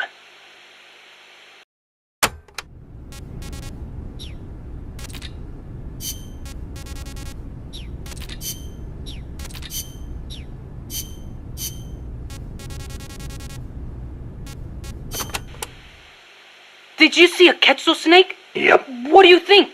Did it look like a snake? Huh? No, it didn't look like a snake. Oh, really? Must be different from the Quetzalcoatl then. Quetzalcoatl. A winged snake from the Mayan and Aztec legend. A winged snake. Weird, right? I bet it's UMA. Amanda and everybody says Quetzalcoatl is a Quetzal in the form of a god. But there's no way anybody mistake a snake for a bird. I think the legend of Quetzalcoatl came first. Somebody saw it and adopted it as their god before they saw the Quetzal. After that, somebody saw a bird that looked like the image of the god, and so they named it Quetzal. You mean it happened the other way around? Well, if you ask me, the Quetzalcoatl was probably a pterosaur that survived. I mean, it's got wings and it's a reptile, so it probably looks kind of like a snake, right? Pterosaurs live on in Africa even today. They're called the Congamato and the Elitziao. So it makes sense that there'd be pterosaurs on the American continent too, and that they survived until the Mayan and Aztec eras. Wow. Lucky for us, they're not still around today. Who says they aren't? The dinosaurs supposedly died out 65 million years ago, and the Aztec civilization only rose about 600 years ago. If they managed to survive 65 million years, surely they couldn't be wiped out in 600.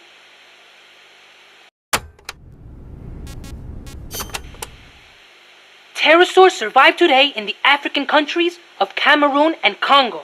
Each tribe calls them by a different name, like Congamato or Litziao. There sure are a lot of dinosaurs running around the Congo. Well, a lot of the land hasn't been settled by humans yet.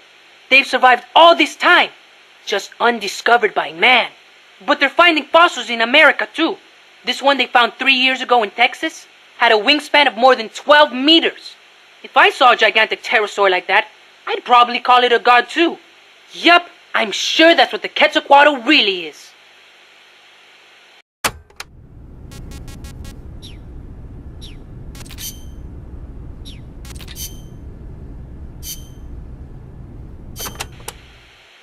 That was some escape you made from Strangelove's lab. Security inside was not so tight. The door to my room was locked from the outside, of course, but she took off the blindfold at bath time, so she could wash my hair. Huh. Pretty luxurious treatment for a prisoner. Wasn't it? She wouldn't undo the handcuffs, but she washed my body for me instead, and with such gentle care. Why'd you run away? Didn't she say you could go home in a month? If your escape attempt failed, you'd be in greater danger than before. I was supposed to be giving a presentation on the distribution of Costa Rican bird species at a conference. The date was approaching quickly. So, I pretended I had to use the toilet and made my escape. I found an ID card and searched everywhere for my equipment and my tape, but a soldier saw me. It was a miracle I managed to get away. There was no time to find the tape. I do not care about the conference. I am lucky enough to still be in one piece. You bounce back quick. You don't? Not sure. I try not to dwell too much on the past, but... Then don't. There is no point. I'm so glad to be out of there. I never felt safe, you know? Tell me about it. Well, I think she's interested in women. And I think she took a fancy to me. Oh, well, that's, Besides, it is much nicer here.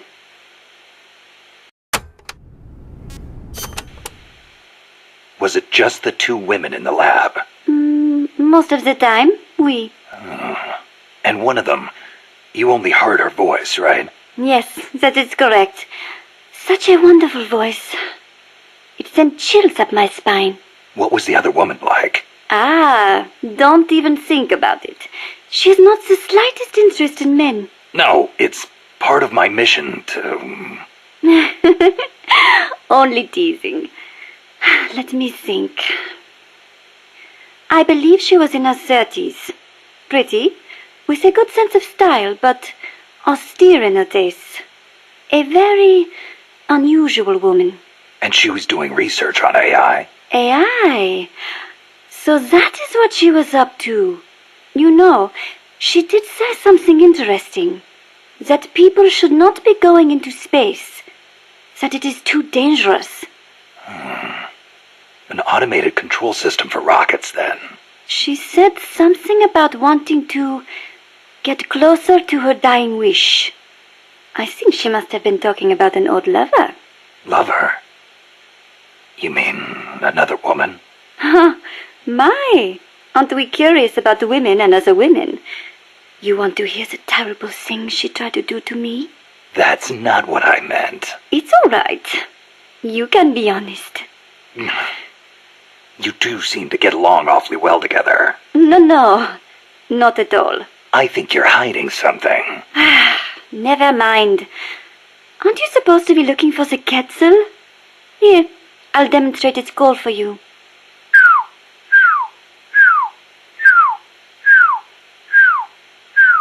I knew it.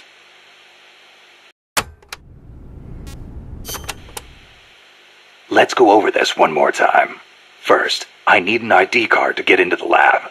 That is correct. From the outside, it looks like any other room. But on the inside, it is a state-of-the-art research facility. And your ID card got taken away from you by some guy in an orange jacket. Exactly. I had a Quetzal singing nearby. It has not been that long since it happened.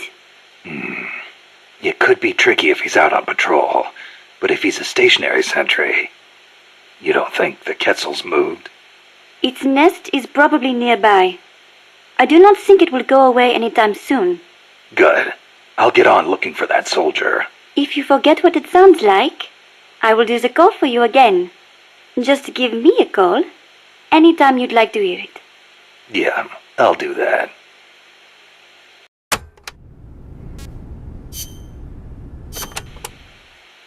Let me get this straight. You were in Costa Rica as a bird watcher? Yes, I was. Not for pleasure, though. I am a researcher, after all. I am studying the distribution of Latin American bird species. With today's compact cassette tape recorders, even a woman like me can carry her recording equipment by herself. But it was a mistake to come alone. Even so, there sure are a lot of wild birds in Costa Rica. Aren't there? Over 800 different species. Said to be more than 10% of all living bird species on Earth. How many can you name, Mr. Ornithologist? Hey, I was just trying not to scare you. You should at least have a basic knowledge of Costa Rica. How about this? I will give you a thorough education, Mr. First-Time Ornithologist. Okay. Start by telling me about the Quetzal.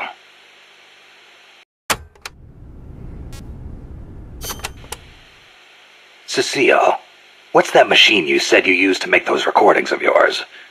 Cassette, something or other.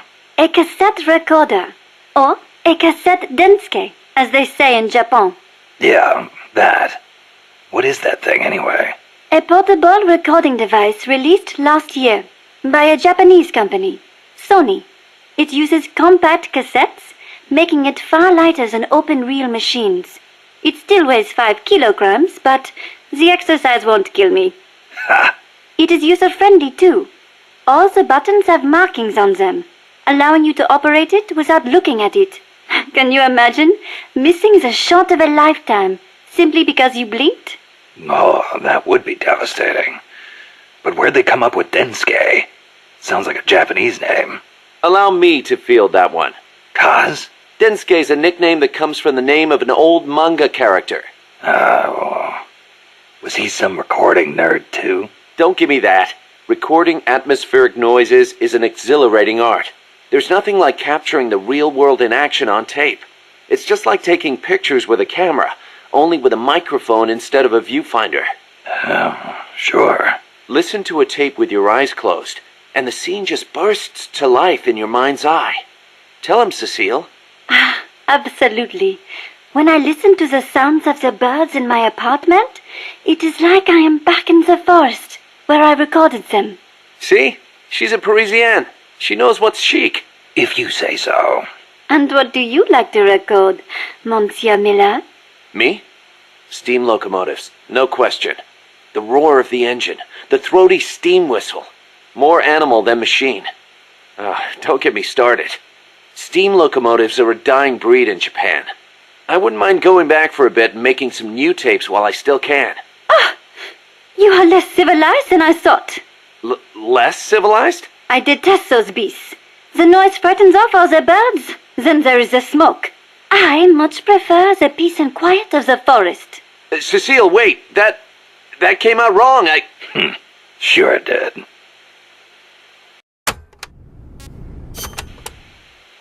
All right. What do you want to know about quetzals? Give me the basics. Something that'll help me find one. Okay then. First of all, as I'm sure you remember, the quetzal's wings and back are emerald green, a dazzling blend of viridian fading into blue. Its belly is brilliant red, and its tail feathers are white. Such a gorgeous bird. Also, the male has 2 long decorative feathers, but only during breeding season. Among birds, males are usually more beautiful than females. Like a peacock's tail. Yes, just like that. It is interesting to note that while their bodies are only 40 centimeters long, many quetzals reach over a meter in length when you include their decorative plumage. Quetzals typically build their nests by making holes in dead trees with their beaks, about 3 to 4 meters above the ground. They are omnivorous and eat everything from nuts to lizards. Where can I find one?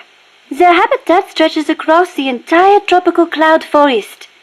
You may end up having to rely on its song to find one. Good to know. I will do an imitation. Listen closely.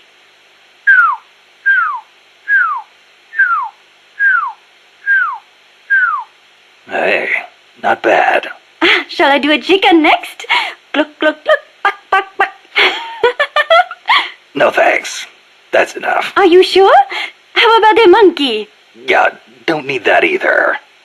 Oh, all right then.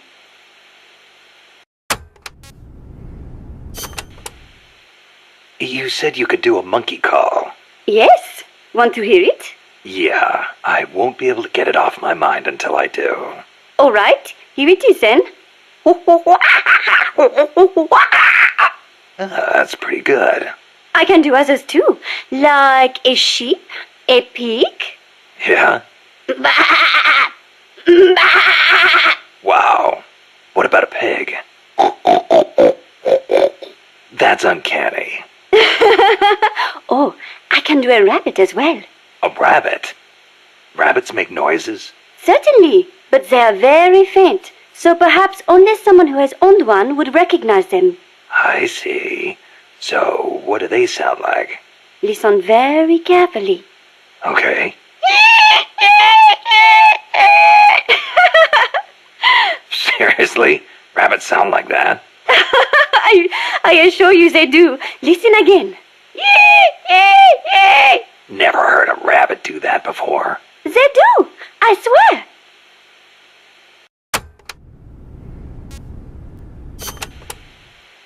Costa Rica is the home to many hummingbirds as well.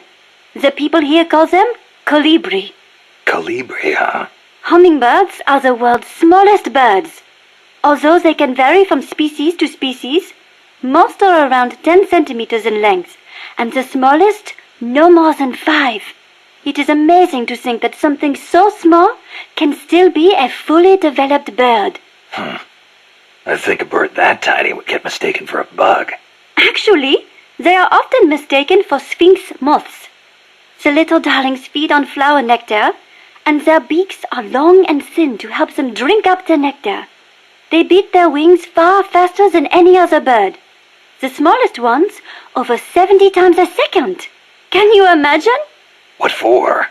They hover in midair while they suck their nectar. They can even fly straight backwards. Hovering. Like a helicopter. That's why Amanda and her unit called that chopper Colibri. I think it is an insult to the birds to give their names to weapons. Don't you? Don't ask me. Ask the birds how they feel about it.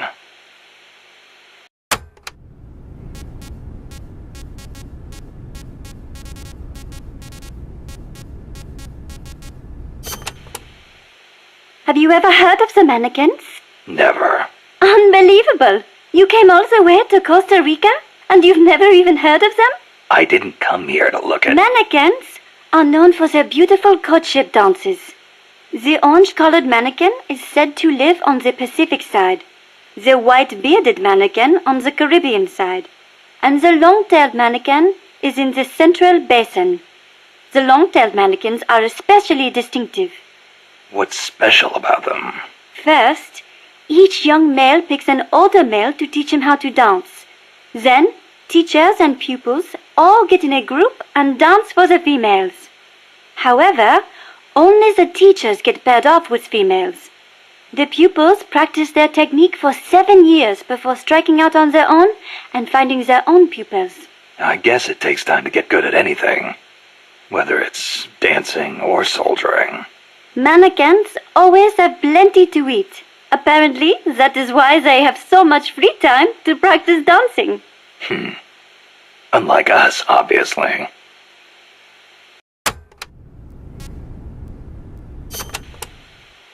Another well-known bird of the cloud forest is the three-wattled bellbird. Wattled? What the hell's a wattle? It is just like your beard, Snake. What? It is a piece of flesh that hangs down from its chin. Kind of like whiskers, but not made of hair. A hanging piece of flesh. Oui, and it only grows on males. Nothing more important to a man than his beard. So, these birds are in the cloud forest too? They are normally found in the lowland rainforests, but they migrate into the highland cloud forests during breeding season. What the three-wattled bellbird is best known for, though, is its loud call. It makes these metallic bong and ding sounds, hence the name bellbird. It hardly sounds like a bird at all. Even an expert bird caller like me cannot do it justice. Oh, doesn't sound like I'll be mistaking it for a Quetzal.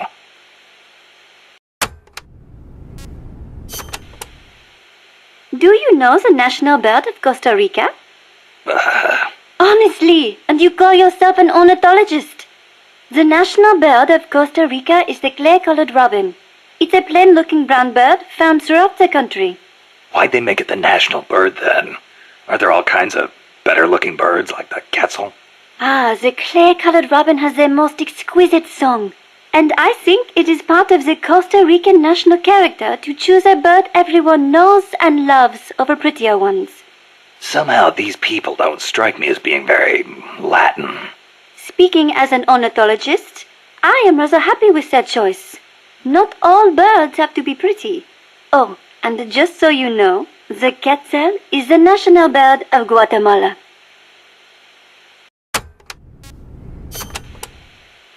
The scarlet macaw and the great green macaw are also representative birds of Costa Rica.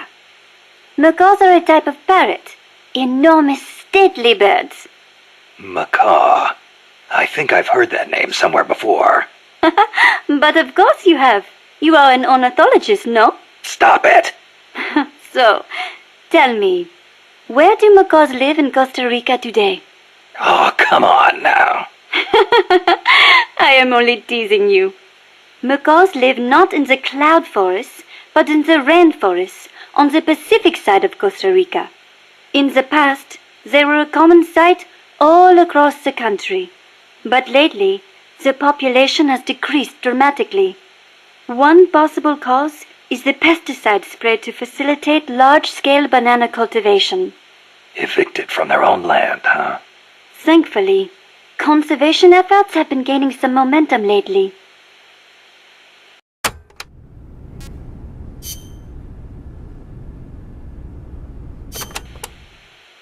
Never heard the name Cosima before.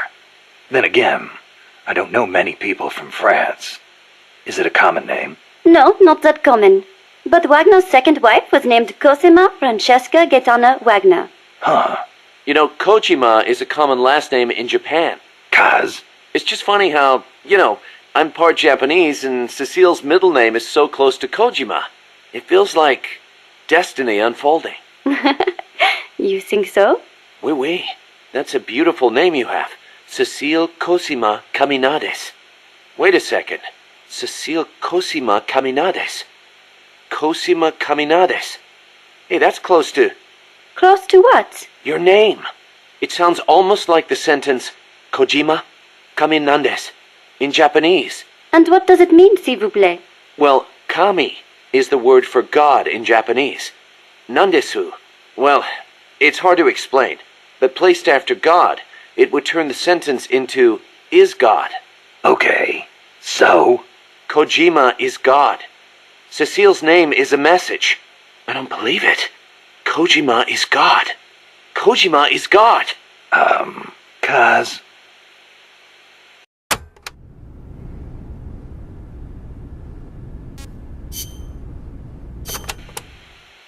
Did you live in Paris your whole life before coming here? Ah, yes.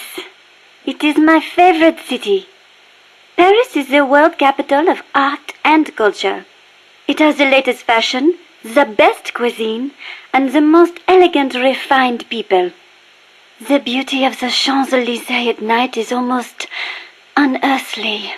The name comes from Elysium, the name of paradise in Greek mythology. Heaven, in other words. Must be nice for some people. Not for me. Are you saying the cultured life does not appeal to you? I'm saying I never had a chance to lead one.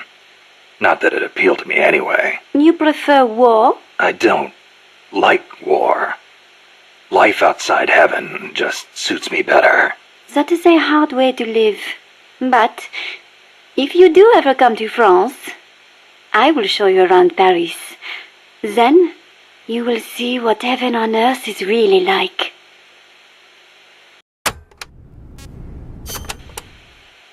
Heaven on earth, huh? The only image I have of France is the Foreign Legion. Ah, that is how you view France? What do the French think of them? It is a difficult question. We normally don't think about it so much. Well, critics claim it forces foreigners to take on the most dangerous missions, so French citizens won't get hurt. You are right. That probably had something to do with why it was created. But I understand that along with service comes benefits, such as French citizenship and permanent residency. Those who join are all given an equal chance, regardless of race, religion, education, social status, or national origin. So it can be a godsend for people from poor countries. A way for the have-nots to live a decent life. I guess that's not so different from MSF.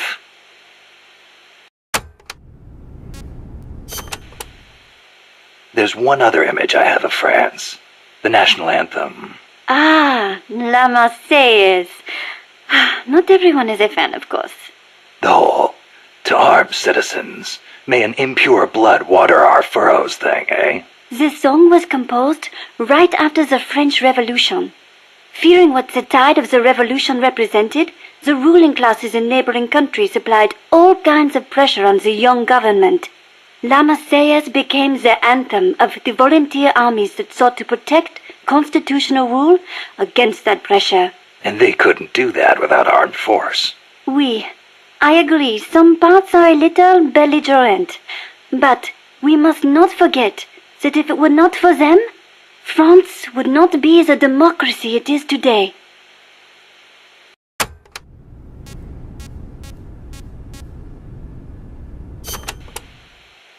Have you ever seen The Umbrellas of Cherbourg? A movie? No, never seen it. No? It came out 10 years ago. Catherine Deneuve. She's so beautiful in it. And the music, the costumes, the colors. It takes place in the naval port of Cherbourg. That was a beachhead in Normandy. It is set back when young men were conscripted to fight in the Algerian War. The French government called the conflict a public order operation in northern Africa. I was still a little girl then, but I can clearly remember one of my friend's older brothers going off to fight. Yeah, national service is required in France. The war splits up two young lovers. Director Jacques Demy's lyrics and Michel Legrand's music tore at my heart. I will never forget its wonderful melodies. Are you okay? It changes lives. Changes fates. War is not a good thing. For some reason, it strikes a chord to hear that coming from someone like you.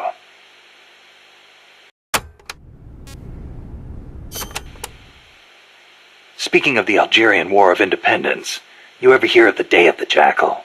Ah, you mean the novel that was made into a movie last year? The OAS, a militant French underground group, plots to assassinate de Gaulle, hiring a hitman known as the Jackal. Readers know that de Gaulle was not killed, but it is still so exciting. If someone was going to try to eliminate me, I would hope they would be as thorough as the Jackal, to know everything about me without me suspecting a thing. Oh, yeah? I wonder if my birds feel the same way. I wonder.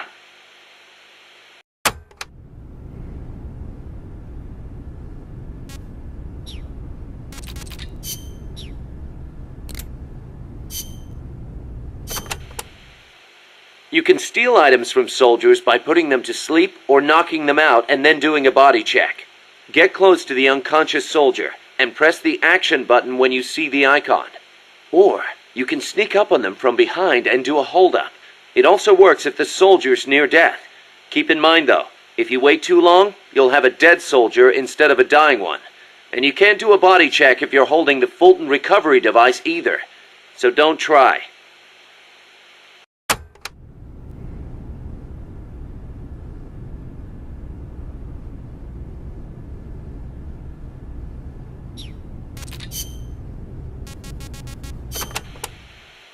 This?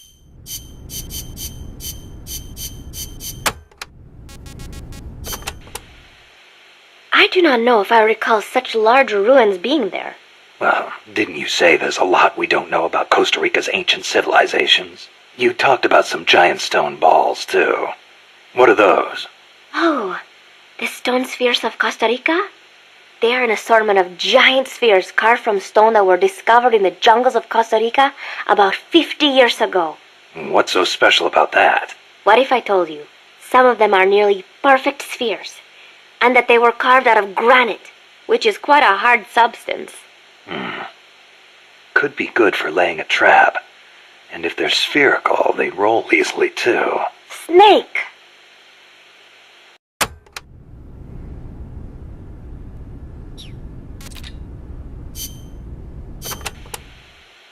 Snake, be careful when going through areas you've passed through before. The enemy could be waiting to ambush you. And do you know how to identify the soldier with the ID card? Yeah, Cecile told me.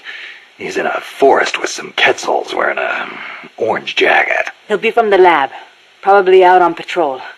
Do a body check to see if he's got the card.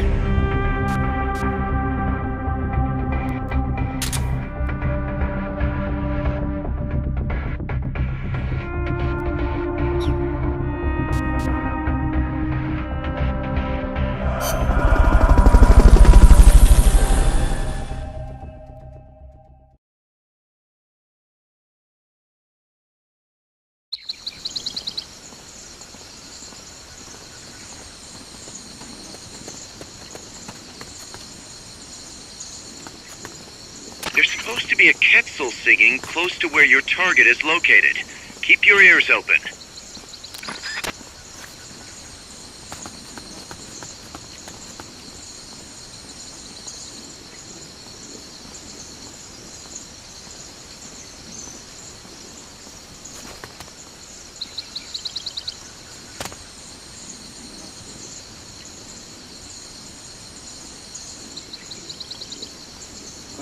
The enemy's close!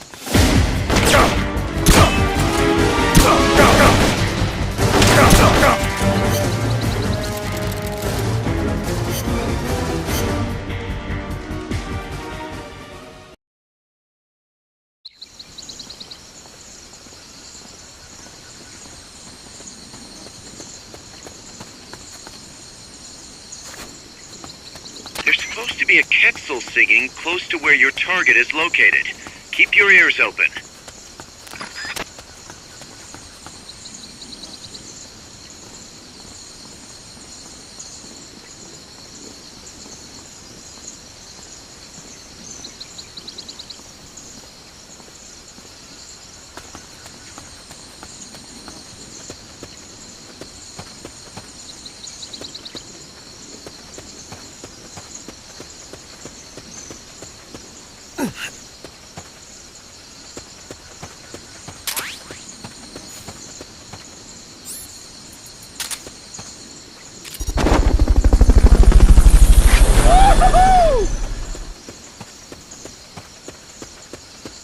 Fulton recovery helicopter is complete.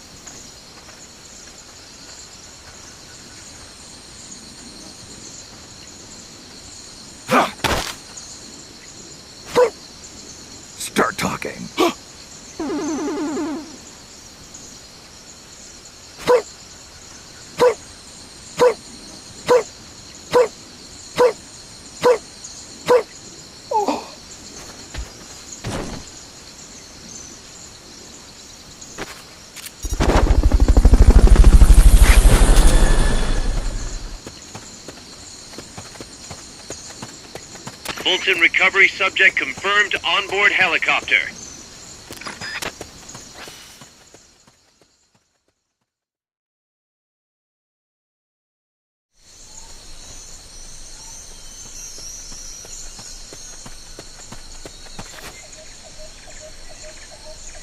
Once you know which soldier has the ID card, do a body check. To do a body check, first knock the soldier out, or put him to sleep, or hold him up. That works too.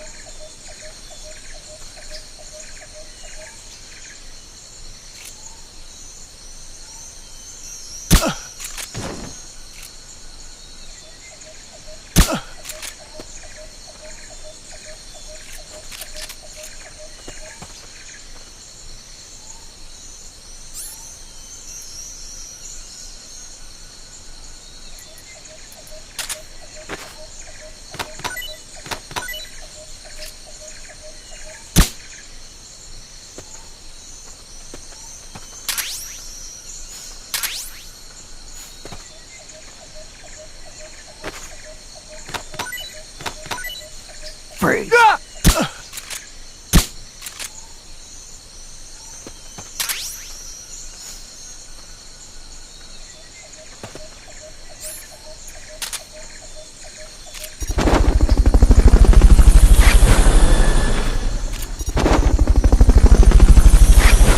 If you forget what a Quetzal sounds like, give Cecile a call on the radio. She'll remind you.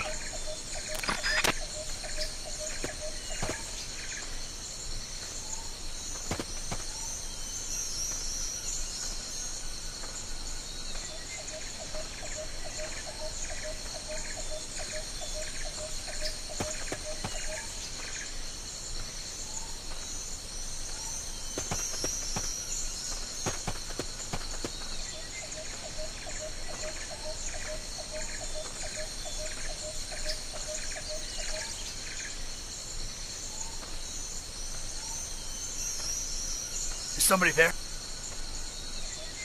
Huh, nothing.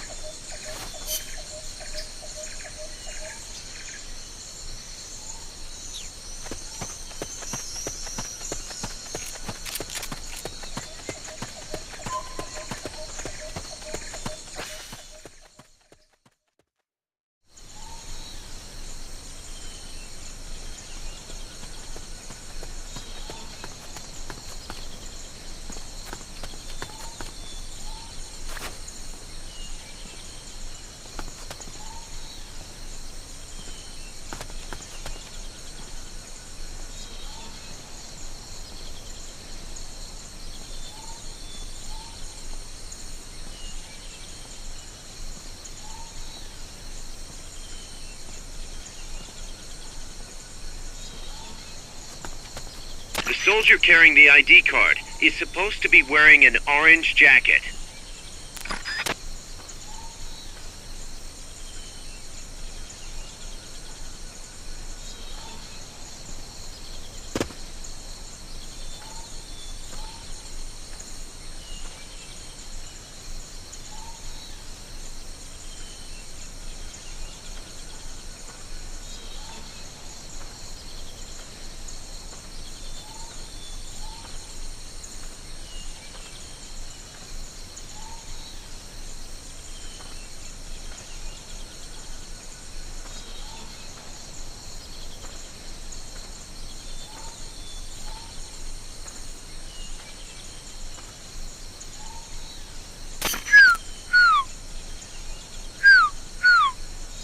That is what a Quetzal sounds like.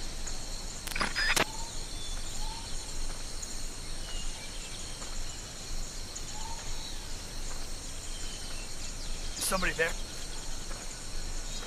Huh, no.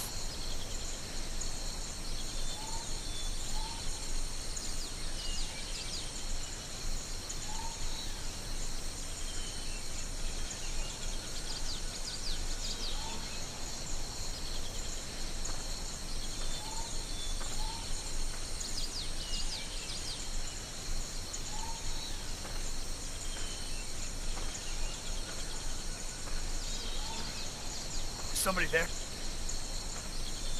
Huh, no.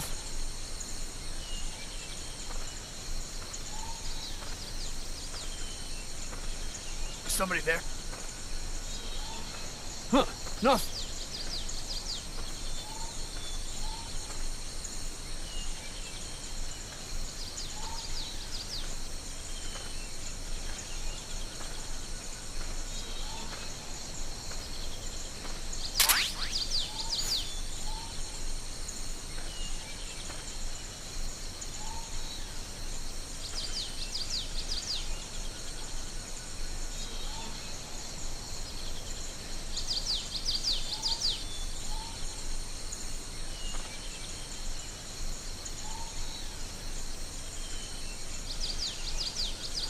Make sure you don't kill the soldier when you do your body check.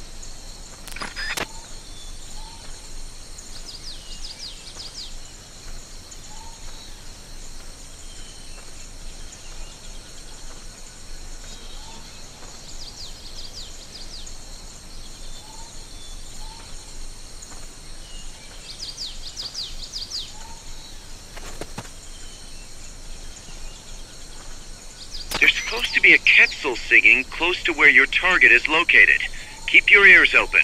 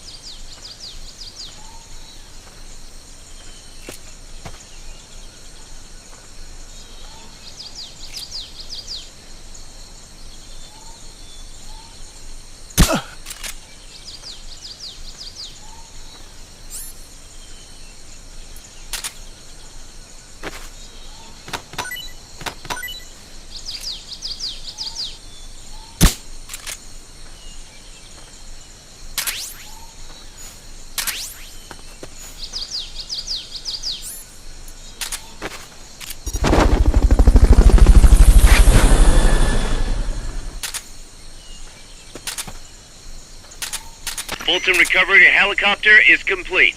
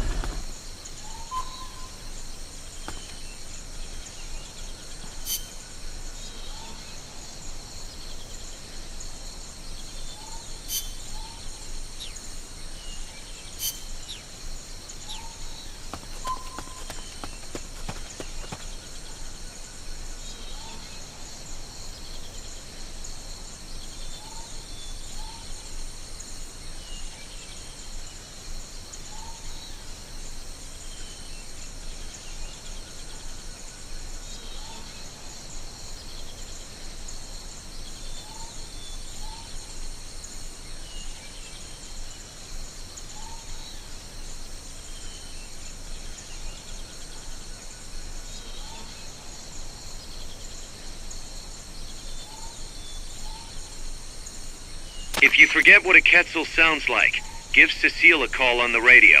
She'll remind you.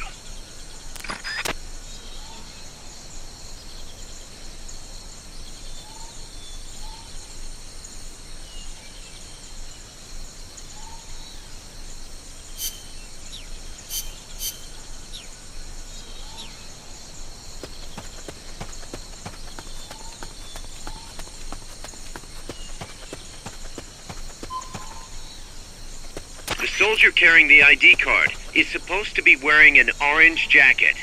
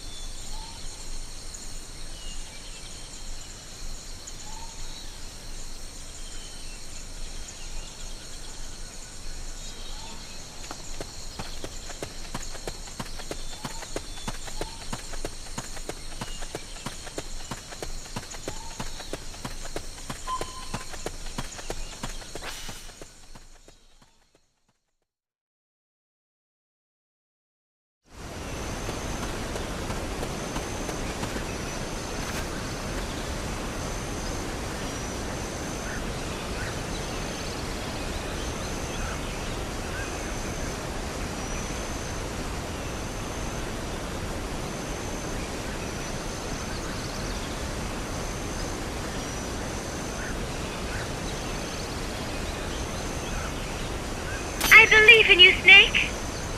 Make sure you don't kill the soldier when you do your body check.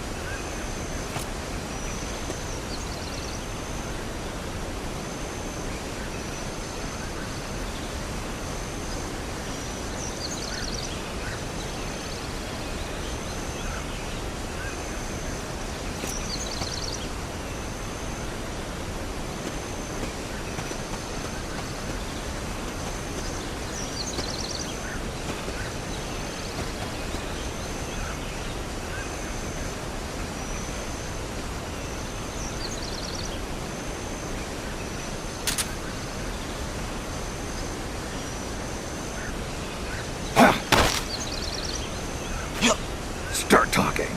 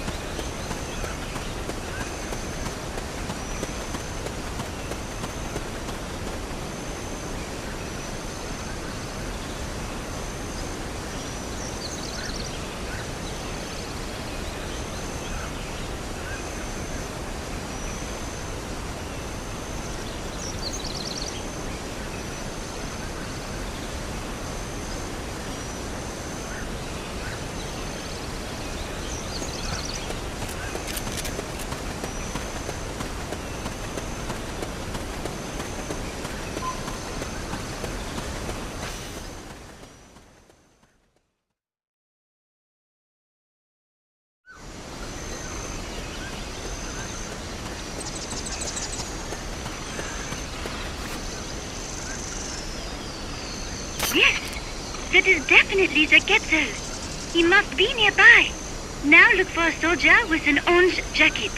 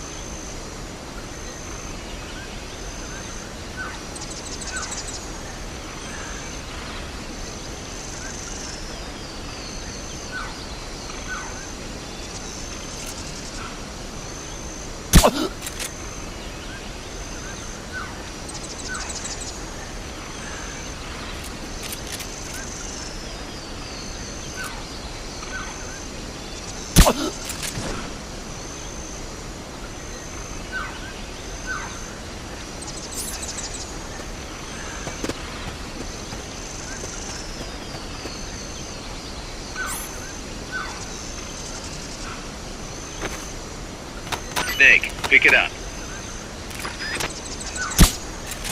You're carrying too much stuff. You gotta drop something before you pick up a new item. Open the item window. Choose the item you want to drop, and press the A button to drop it.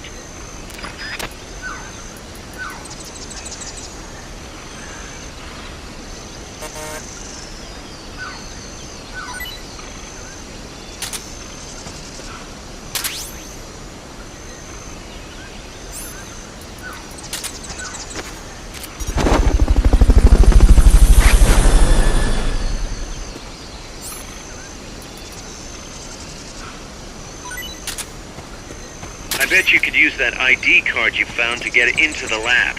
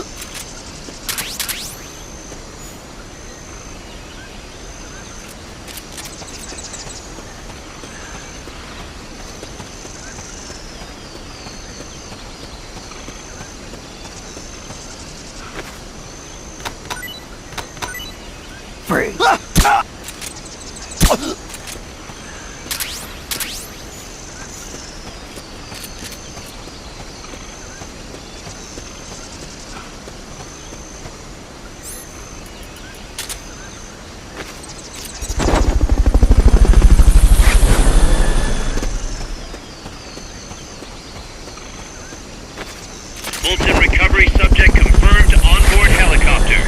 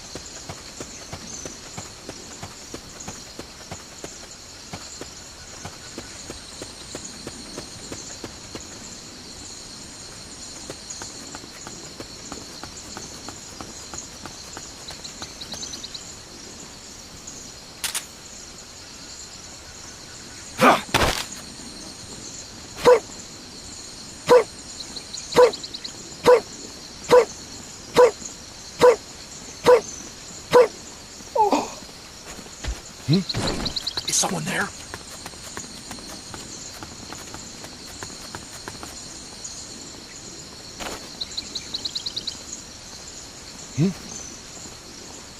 You all right?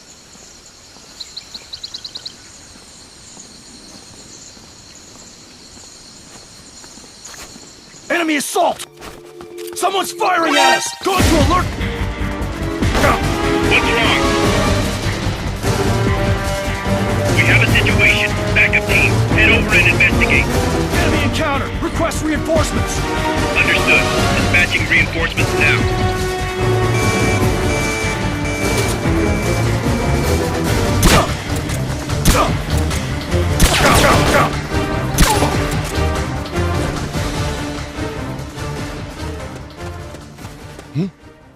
The enemy's close!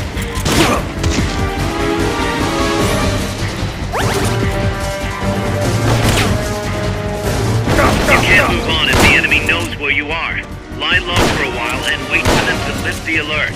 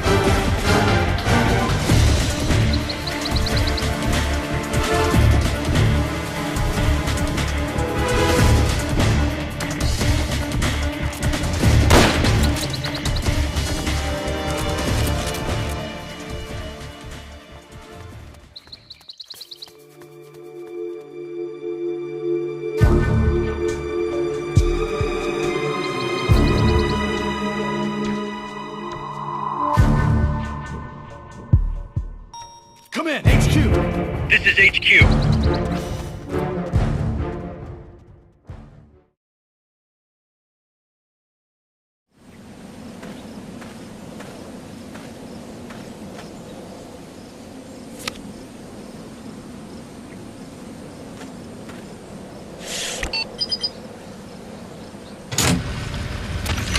Excellent. It's open.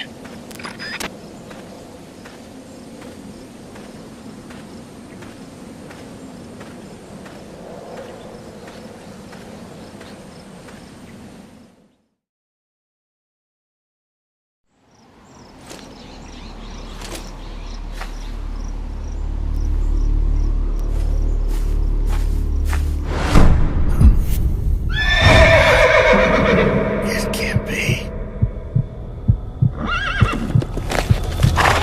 Looks like death wasn't ready for you yet. Boss, And who might you be? you. Dr. Strangelove, I presume.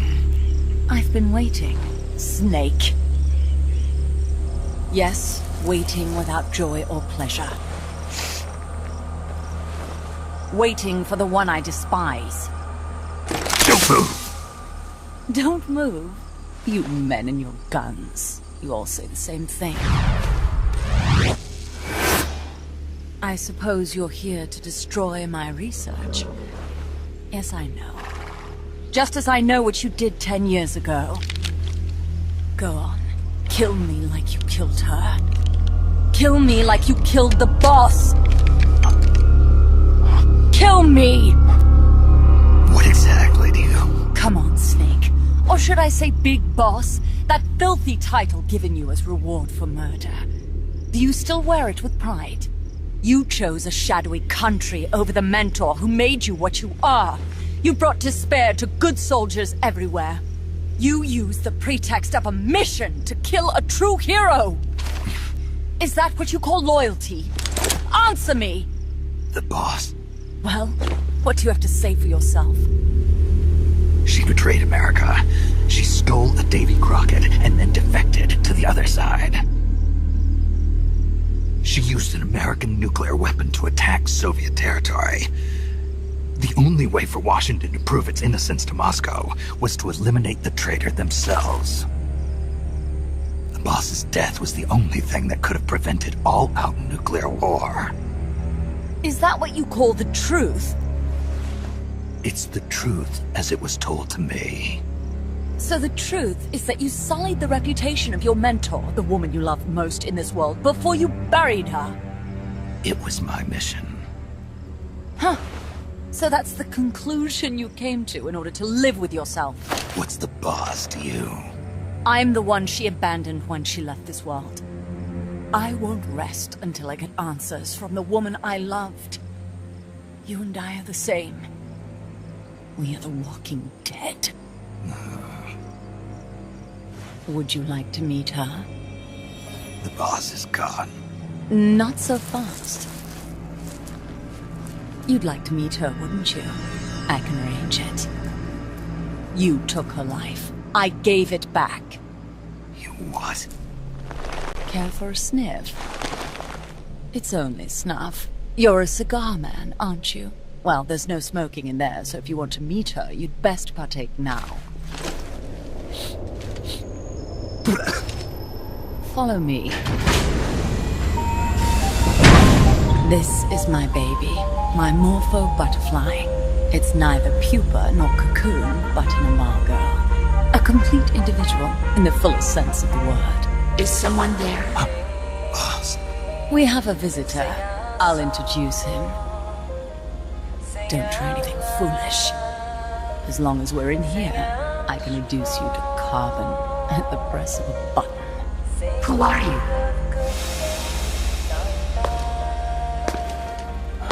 A man. A warfighter.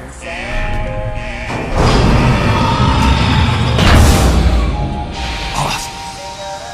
Is that you? I call it the mammal pod. Mammal pod? For my participation on the project, I demanded access to all information on the boss. Everything the CIA had.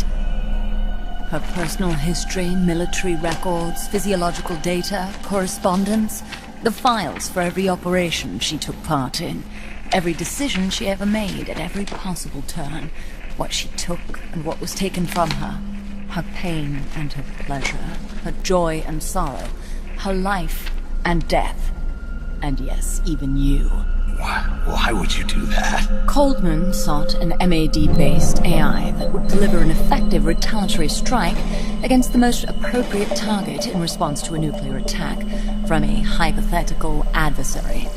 An unmanned device to act as a deterrent capable of making the decisions and taking the actions that human beings cannot. I therefore concluded he required a cool, calculating machine programmed to inflict swift, sure, and utter annihilation upon the enemy. No retaliation.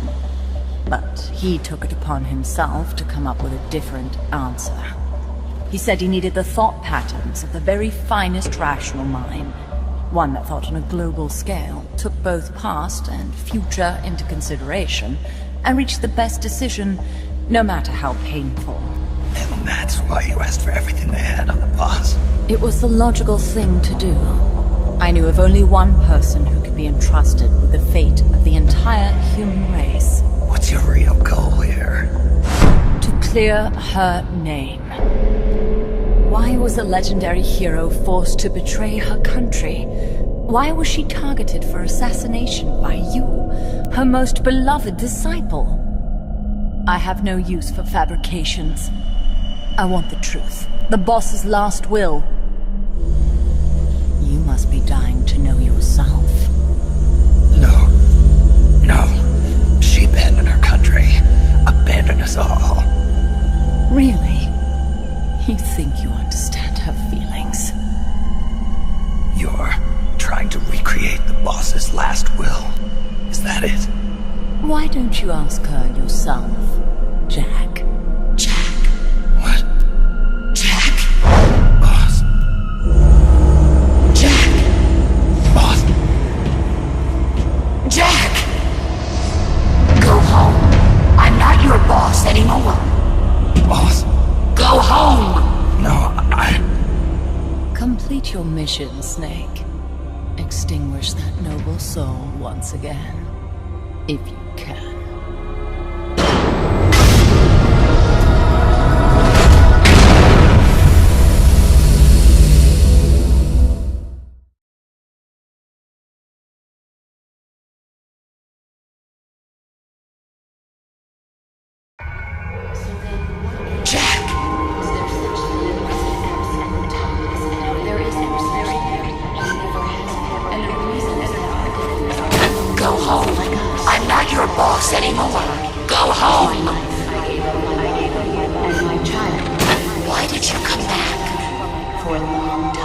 There is nothing left inside me now, waiting for your growth. Go home. I'm not your boss anymore. I may Go not home. be able to bear children, but I still have a family. Commence the operation. You better stay in line from now on. Just 10 minutes of our lives taxing you to me. You're a soldier. All that's left for me to take is my life. Go home.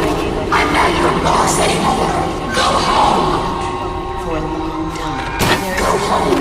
I'm not your boss anymore. Go home. They are my family. I may no longer be able to bear children. What is this? This response? Oh God. Discontinue!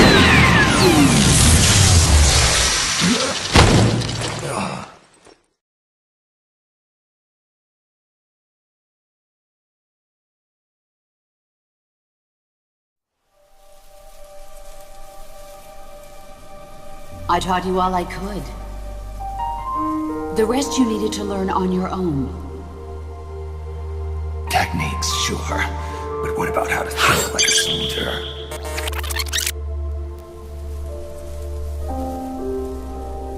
I taught you all I could. The rest you needed to learn on your own. Techniques, sure. But what about how to think like a soldier?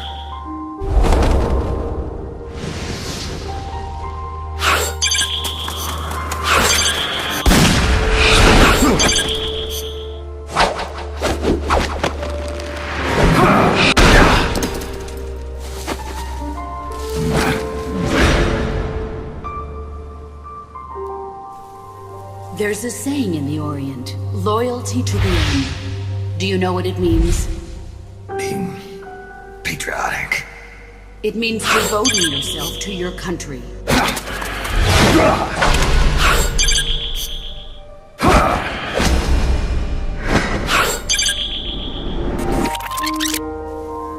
There's a saying in the Orient, loyalty to the end. Do you know what it means? Being patriotic. It means devoting yourself to your country.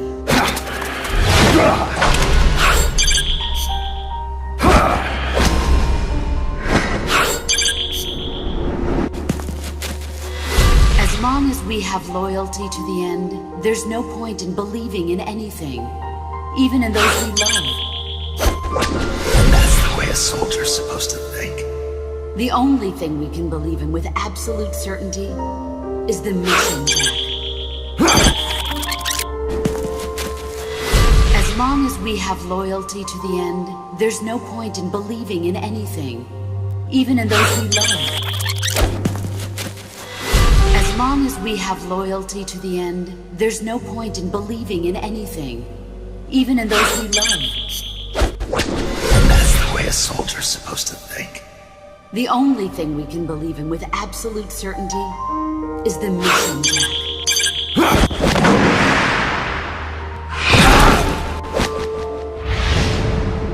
I'm defecting to the Soviet Union. Jack, you can't come with us.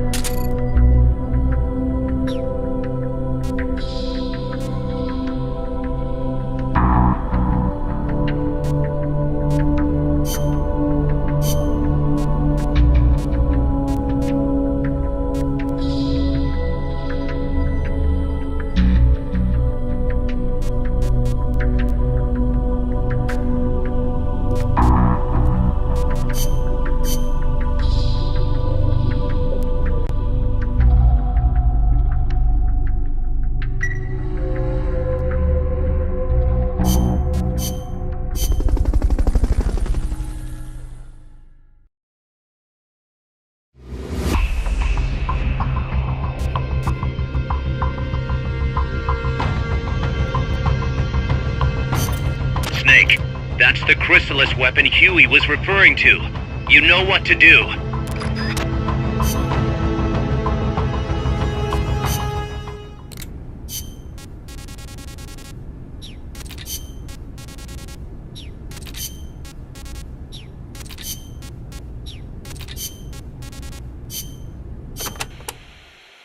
Being an unmanned vehicle, the chrysalis can perform extreme G-force maneuvers that standard aircraft can't. It'll be difficult to counterattack once it's coming at you. I should mention that it's also equipped with a railgun. A what? A weapon that fires rounds using electromagnetic force in lieu of gunpowder. Wait, an electric weapon?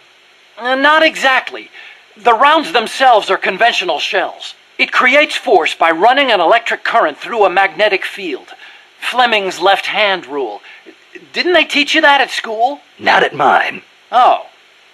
Anyway, as the railgun uses electromagnetic force, it needs to charge before firing. Once you see it starting to charge, take immediate evasive action. Also, as with the pupa, destroying the AI will put the unit out of commission. Do enough damage and it'll have to land. Use that opportunity to get in the AI pod. Wait too long and it'll start to repair itself.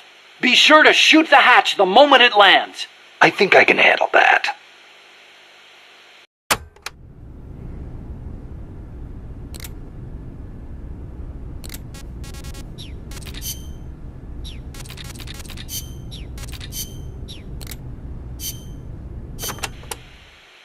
Apparently, each part of an AI weapon is connected to a memory board inside the AI pod. Destroying a part will release the lock on the memory board. After that, climb in the pod and you'll be able to grab whichever boards you've unlocked. Only thing is, any parts you destroy can't be collected and reused, so you'll have to decide which is more important.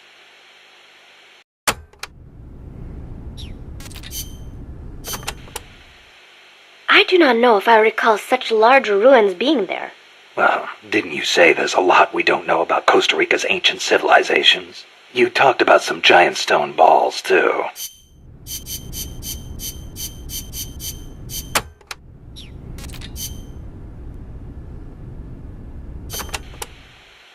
El Colibri may be powerful, but he can be defeated. Looks like you have a lot of places to hide there. Remember your fight with the other chopper. Guerrilla tactics will be key. Only this one's got a few more aces up its sleeve. Yes, it might try to crush you by taking out the pillars. Also, watch out for the smaller craft that abducted Chico. The Chico Libri. Chico Libri? It means son of Colibri. If it gets you, you'll just have to wriggle your way out. You might get away if you're lucky. I'd rather not have to take that chance. Indeed. That would be best.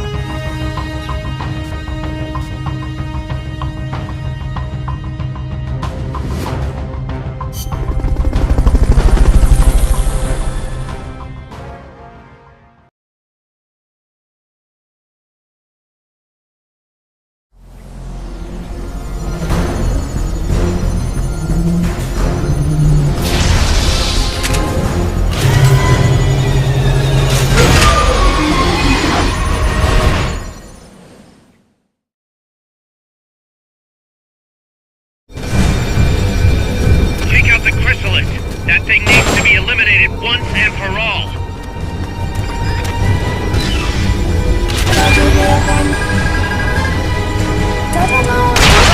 Shoot through any wall you try to hide behind. Returning to normal mode.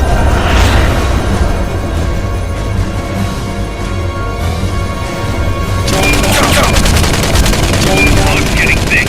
Careful you don't lose sight of that chopper. Use the surround indicator to help you get a fix on the enemy's position.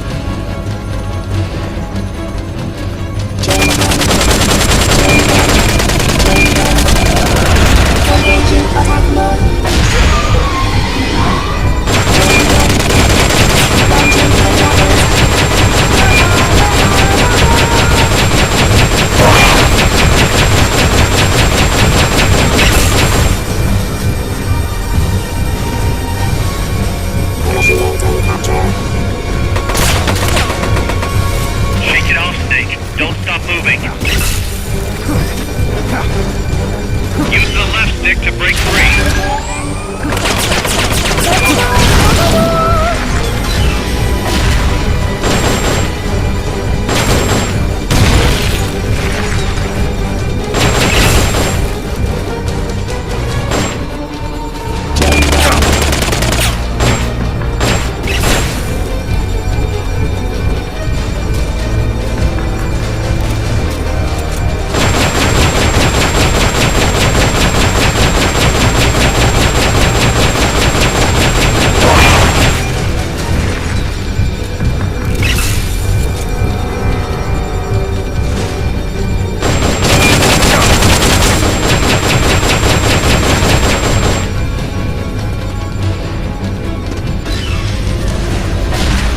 Returning to normal mode.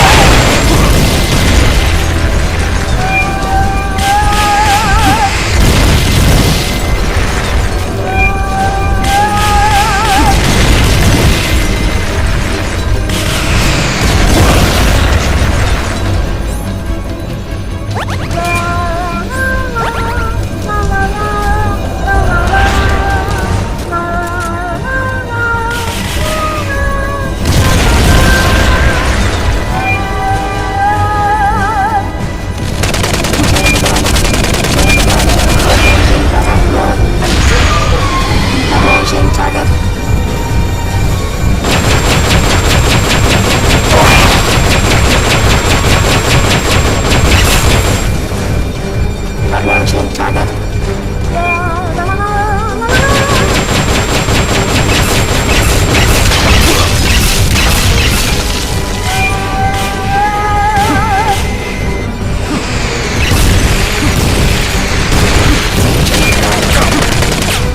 kidnappers.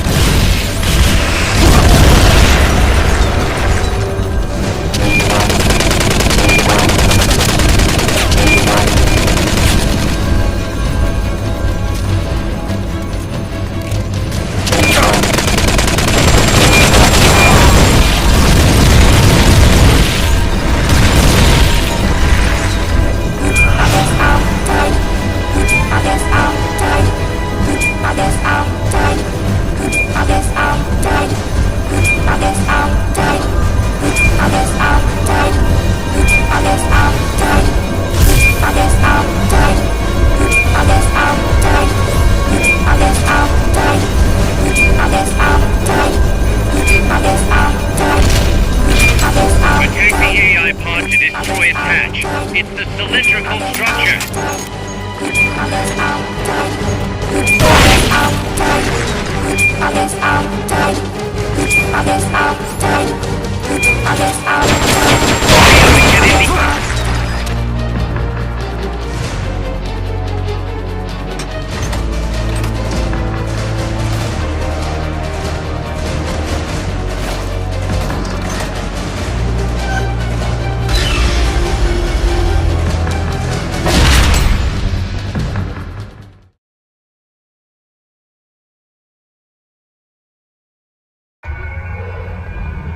Pull out all the unlocked memory boards.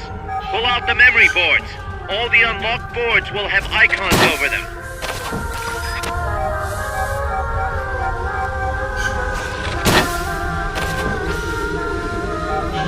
Any boards you remove can be used to build our own AI weapon. Memory boards have different functions according to the icons displayed over them. Go ahead and take whichever ones you want.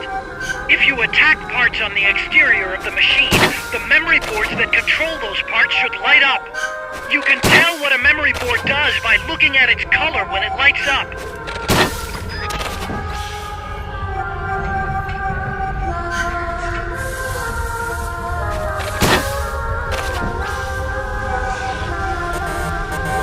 Forget about any broken boards.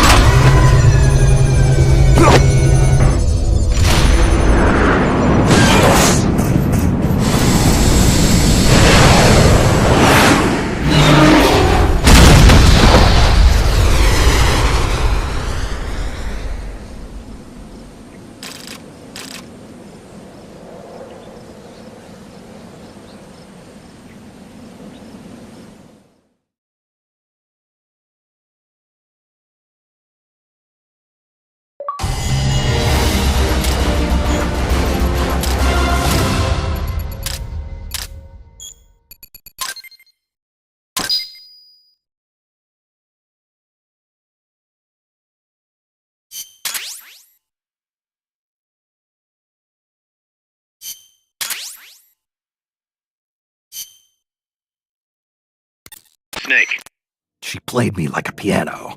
forget about it. You'll get him back. That is, as long as you've got the will to do it. I am not giving up. All right then. I confirmed the location with Huey. The final testing base for Peace Walker is 15 miles to the north of that lab. It's an underground facility disguised as a rock quarry. All you need to do is sneak in and destroy the AI for good this time. Right. Snake, you can destroy it, right? Yeah. We all have our limits. Actions beyond our abilities. Don't worry. I won't screw it up this time. You're the one who killed the boss. Destroying that AI means reliving that memory. It's just a machine. Snake, I'm worried. Worried? For the same reason the CIA entrusted the nuclear launch to an AI. A man can condemn a handful of criminals to the death penalty if they're prepared to assume that responsibility. But who among us could do the same to hundreds of millions of innocent civilians? Who could reduce thousands of years of human history to ash in an instant? Could any flesh and blood human being make that decision? No way in hell. No one man could bear the burden of total genocide. It's what's allowed our cowardly species to survive all this time. But for a machine, willpower is no issue. What are you saying, Kaz? You're a hero, Snake, but you're not a machine. That I can't destroy that thing? That machine's not the problem. It's that the boss still lives inside of you. Bullshit! She's dead, Snake. It's time to come to terms with that. Let me put it another way. You've left everything behind. Your country, your identity, your past and ideals. But there's still one thing you haven't let go of. What are you talking about? The boss. You still haven't let her go. That's why you're so afraid to find out the truth about her. And that's what's holding you back from your future. Snake, she died a decade ago. How long can you live with a ghost? Kaz, I thought I knew everything about her, but I still don't understand what happened to her at the end. There, you're no different from that scientist woman. When she didn't believe me, I realized something. That debriefing I heard could have been part of the cover story they made up. Now, even I'm not sure what her real intentions were. Why did she take that mission? How did she feel about dying? Why was I chosen? You want to know the truth? Ah! The truth won't change the past. You still want to know? No. I took on this mission for a kid who believes in peace. Fine then. There's no point in arguing. Peace Walker is on the verge of completion. Come on, boss. Let's get to that base.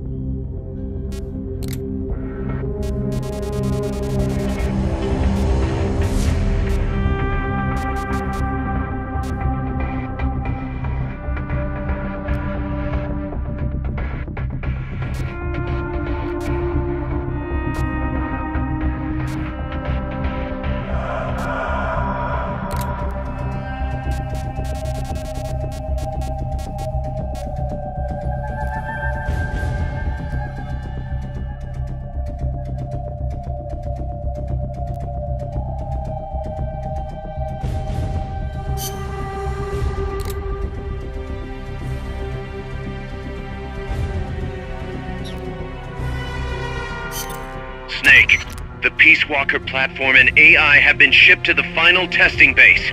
Once assembled, it's only a matter of time before they launch the nukes. Hurry!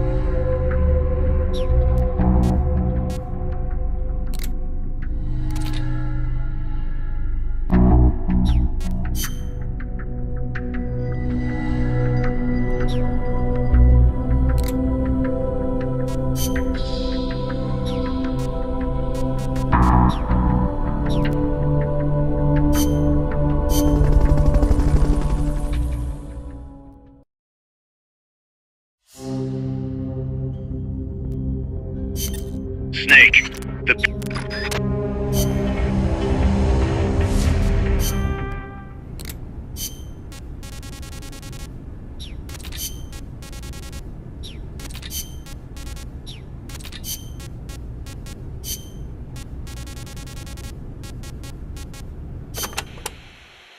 A base disguised as a mine? We never made it that far. I don't know what kind of place it is, but you better be careful, just in case. I plan to. I've heard that the American Army keeps dead alien bodies and UFOs in secret bases. Aliens. There are billions of stars in space. You've got to think that at least a few have civilizations more advanced than ours. I'll bet they visit Earth in UFOs. In 1947, the Army actually announced that they had caught a flying disc-shaped object near Roswell, New Mexico. Maybe you don't know about it, but those Army guys, they all know. Oh, you don't say. Anyway, there's no telling what kind of mystery weapons they might have stashed up there. Watch your back.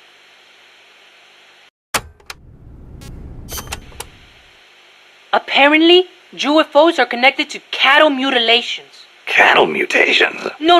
Not mutations, mutilations. It's a word I'd never heard before. People have been reporting their livestock dying in mysterious ways near the same places where UFOs have been sighted. They say the bodies are drained of blood and the eyeballs and sexual organs are gouged out. Wow, when you leave a corpse cut open in a field somewhere, the ground soaks up the blood. Yeah, but supposedly these cows weren't cut up by any man-made means. Maybe maggots got to them. In some cases, they detected radiation. Radiation? Even in our own town, we had goats that died in strange ways. Some said they saw a monster. A lizard on 2 legs covered in spines from its head all the way down its back. I wonder if that's what the aliens look like. Or if it was some pet they brought with them. Either way, doesn't sound like a very advanced civilization to me. Well, if you see one, tell it I said hi. Sure, if it speaks human.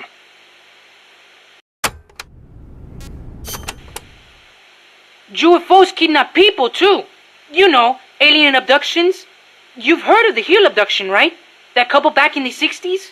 So when I first saw the Colibri, I thought it was a UFO. The Fulton recovery. I know those guys are working with the aliens, even if they wouldn't let me see them. Well, you better not get caught again, or they'll be experimenting on you.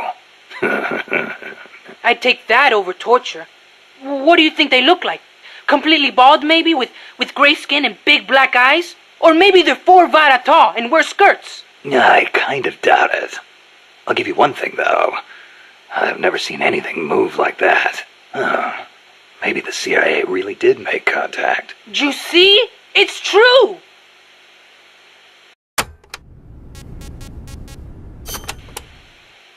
You want to know something? I once met an alien cat. An alien cat? Yep. It was dark out, so I couldn't see too well. But it was a cat with a huge long tail. Its eyes shined in the dark, too. Most cats' eyes do. At first, I thought it was a regular cat. But then, it started talking to me. Inside my head. Inside your head? He said his name was Altargoso El Baki Munyudad. He'd come to Earth from the Andromeda Galaxy to check out Earth's nuclear weapons. The Andromeda Galaxy? Mankind's barely made it to the moon. We couldn't possibly launch nukes that far. El Baki said he was watching over us, to make sure we don't destroy ourselves with nukes, until the day we humans are ready to join the Space Federation. It's a shame. This is supposed to be the era of détente, and still we've got people pulling stunts like bringing nukes into peaceful countries. If something ever went wrong, and set off a chain reaction of retaliation... I know. This planet could destroy itself at any time.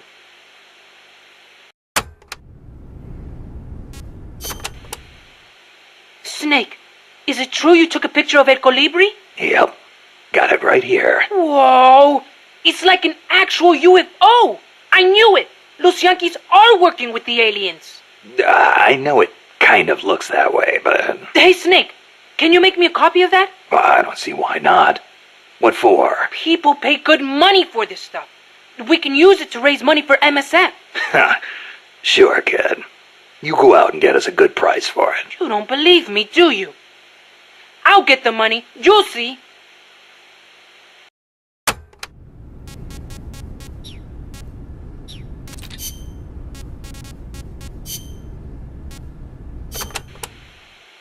You ever see the movie 2001: A Space Odyssey? Can't say I have. Fantastic flick.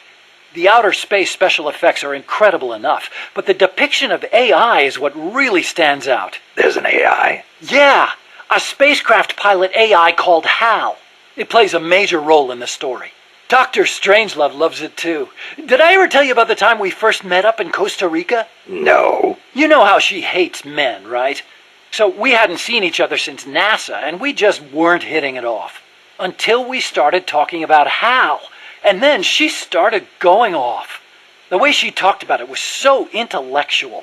The way she analyzed every plot detail, how passionate she was about the AI. It made me fall for her all over again. You know what? Here's to Hal for bringing her and me closer together. You should ask her about 2001 too. Then you'll understand just how amazing she is. Amazing, huh? Hal. Now there's a good name.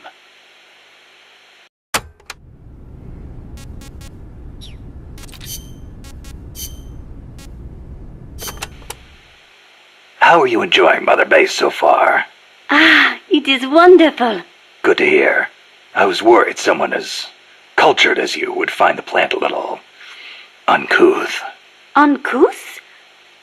You've got albatross, and frigate birds, and terns, and tropic birds.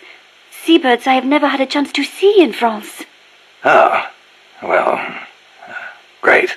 Sorry, I know I should not spend all day chasing birds. Is there anything I can help with? I appreciate the offer, but I'm not sure what I could ask you to do. Well, I'm certainly not cut out to shoot a gun. Cecile, where'd you learn to move through the forest like that? The birds weren't scared of you at all. Becoming one with the forest is the very essence of bird watching.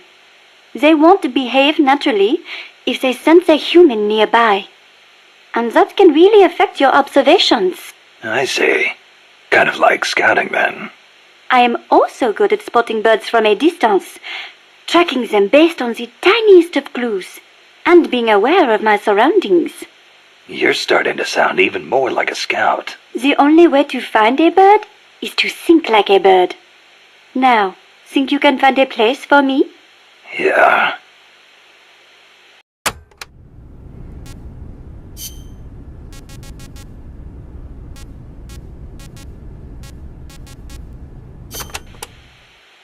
France has produced many philosophers over the years. Descartes, Bataille, Sartre, Baudrillard. Yeah, I'm familiar with Sartre myself.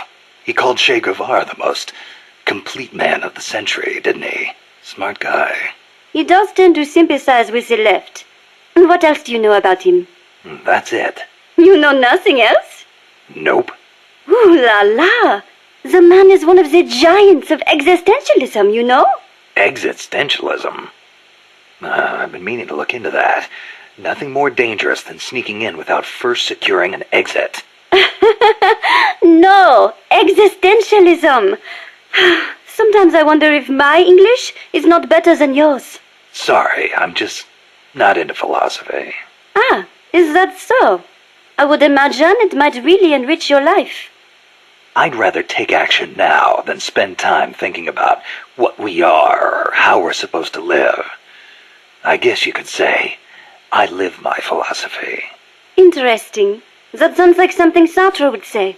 Yeah? He says we are born with no defined nature, and that we are free to make ourselves what we wish. Free. So he was one of those devil-may-care kind of guys, huh? No.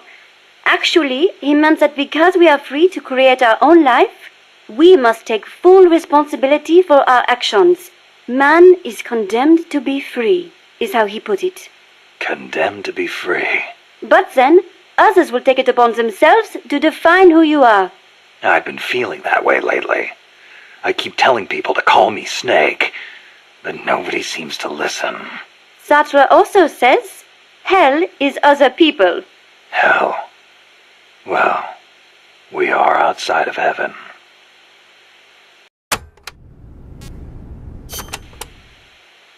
Do you have an interest in the visual arts, Snake? Not really. Please, no deep conversation. But you have heard of Picasso, yes? Yeah, I've heard the name. Sadly, Monsieur Picasso, co-founder of Cubism, passed away in the south of France last year. France was his home, you know. Huh? I thought he was born in Spain. Do you know his full name? Pablo Picasso. Anyone would know he's Spanish with a name like... Huh. Shows what you know. What do you mean? Okay, here we go. Pablo Diego José Francisco de la Pala Juan Nepomuceno Maria de los Remedios Cipriano de la Santísima Trinidad Ruiz y Picasso. What do you think? That was his full name. Still, I don't see how... A master of modern art. A genius who crafted over 100,000 works in various styles, spending the greater part of his life in France. The man is a part of our culture. Yeah, that kind of stuff is of limited use in my field. But back to the point. Picasso was Spanish, right? Or am I missing something? He wasn't French, right? Right? Cecile. What difference does it make? It does not matter if he was from Spain or from Mars. Picasso is Picasso. It does not change the fact that he lived in France, nor does it take away from his monumental legacy. Why do you care so much about where he was from, anyway? Whatever happened to the Sans Frontières part of Militaire Sans Frontières? You started it. France was his... What was that? Nothing.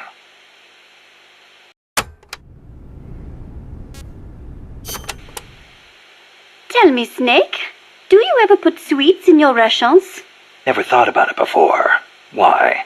Ah, I simply love them. French sweets are très délicieux. Everyone knows crepes, but there are also profiteroles, eclairs, madeleines, financiers. Then there's tarte tatin, and you can't forget Savarin. Oh, and millefiori, crepes, blancmange. Yeah, you already mentioned crepes. Soufflés, croquembouche, cannelle, Florentine, Queen Amagne, peach melbas. Finished?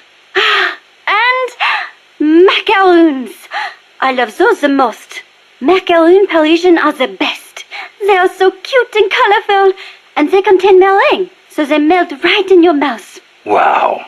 I'd no idea macaroons were that popular in France, too.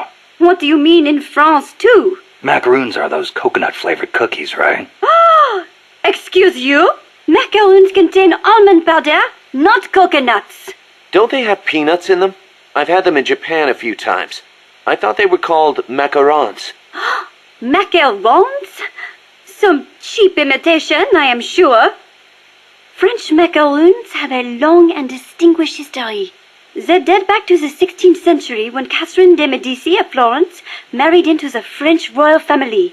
The story goes that her pâtissier shared the recipe after they arrived. That is a history of over 500 years. So, they're originally from Italy then? Well, Don't macaroons come from Italy too? Look, I do not really think. Keep in mind, macaron is almost identical to macaroni. Well, that settles it. I cannot believe this. To associate macaroons with macaroni? You, Monsieur Miller, are an insensible oaf. Hey, why am I the bad guy? Come on, Cecile, wait! Cecile!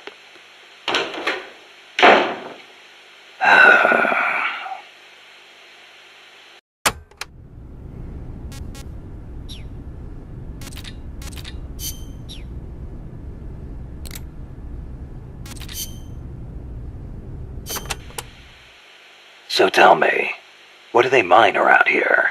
Gold, if I am not mistaken. Gold? No kidding. I wonder what would be the fastest way to... I do not know how much success they have had. You do not hear of anyone still operating mines around here. Oh. Generally speaking, people here are not too thrilled with outside capital coming in and taking away the country's natural resources. 4 years ago, a group of protesters hurled stones at the Parliament building when people found out the country had been bestowing mining rights to foreign companies.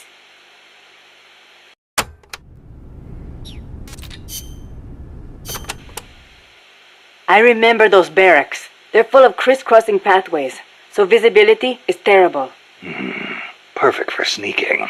That may be true, but it will also be easy to lose your fix on where you are. You could end up bumping into enemies when rounding corners, too. I'll be careful.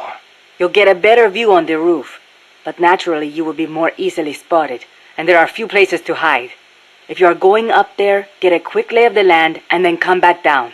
The soldiers there do not have access to many long-range weapons, most likely because of the terrain. A sniper rifle could be really advantageous there. I'll keep that in mind. Good luck, Snake.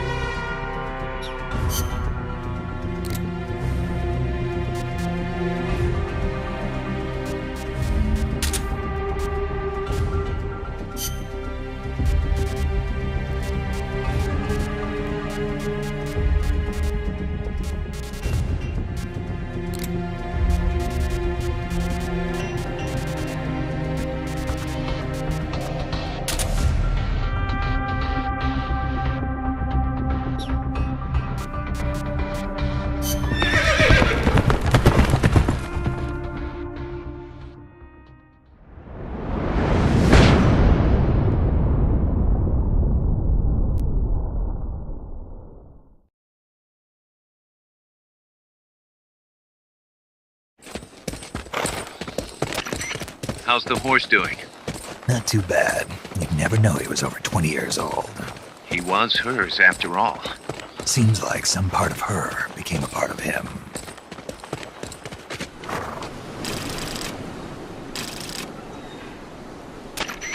The platform and the cerebral AI are supposed to be assembled at an underground base disguised as a mine. If my guess is right, both of them have already arrived and are being readied for final testing. Destroying the platform will be difficult. I suggest getting up close and destroying the AI instead. Whatever you do, I'm begging you, don't let my Peace Walker launch a nuke. Hurry, Snake!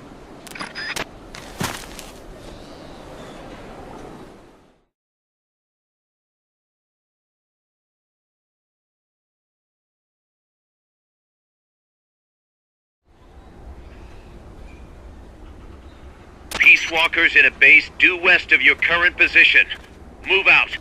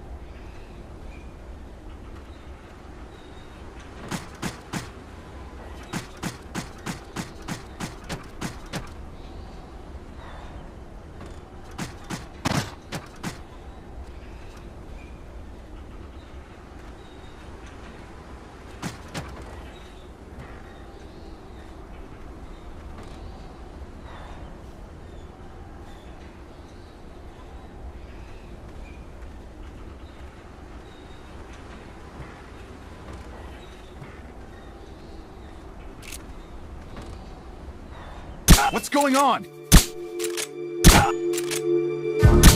We're under attack! Go into alert status! Understood. Maintain heightened alert.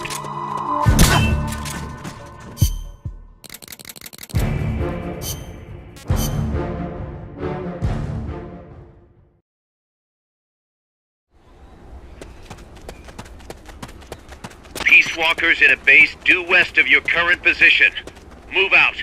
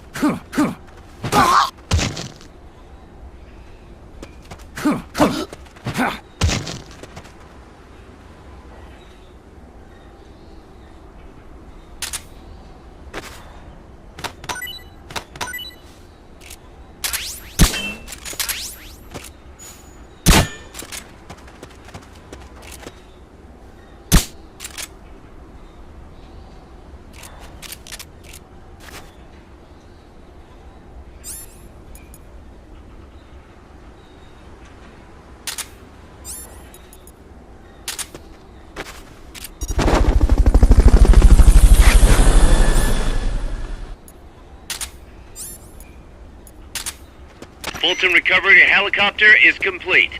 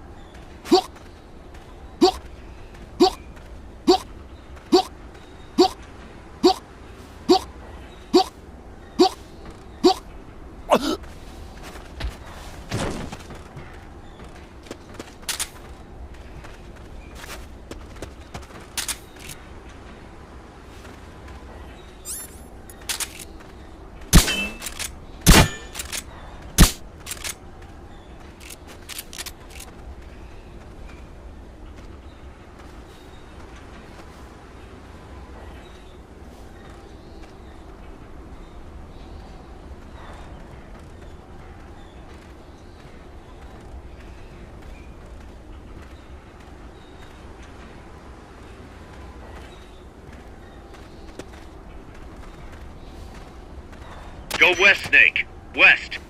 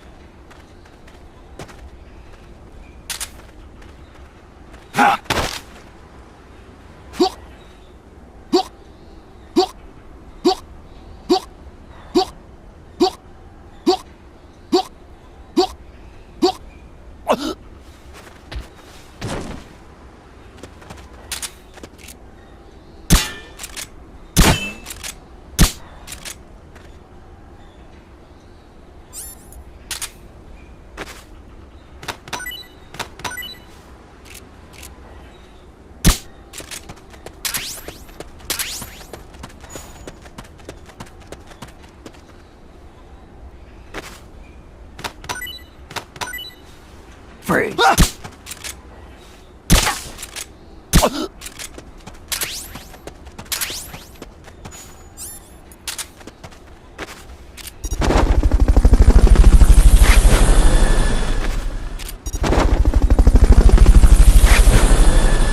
Fulton recovery subject confirmed onboard helicopter. Fulton recovery helicopter is complete.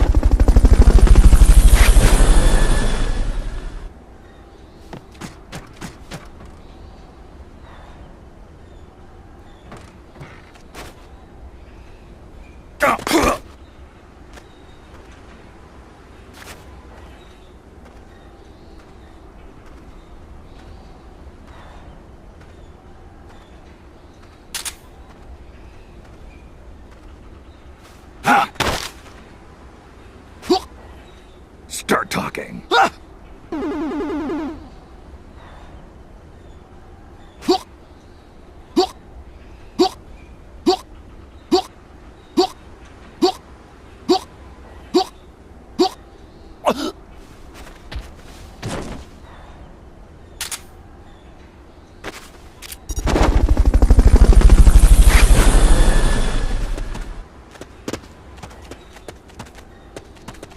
Fulton recovery subject confirmed onboard helicopter.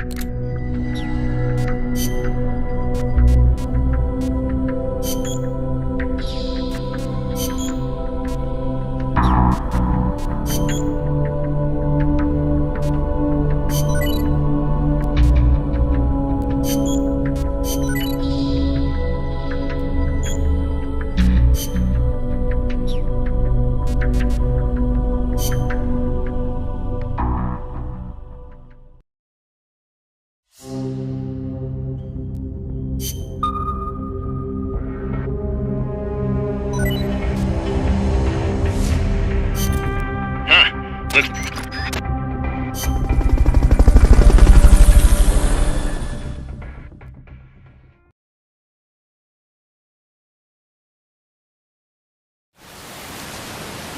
Reporting for duty.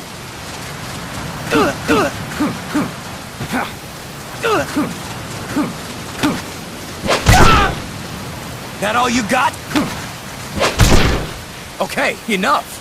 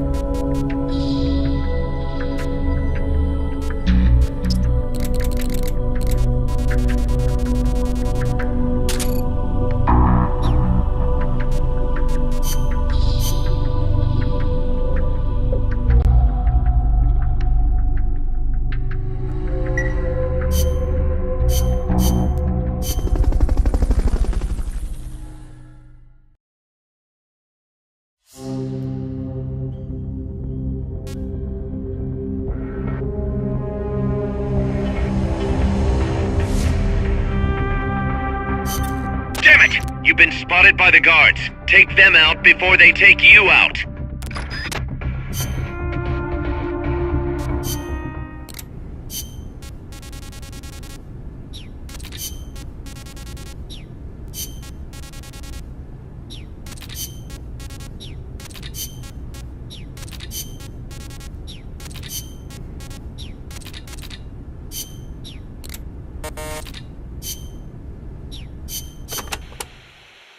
They must have had to clear a considerable amount of forest to open up that mine.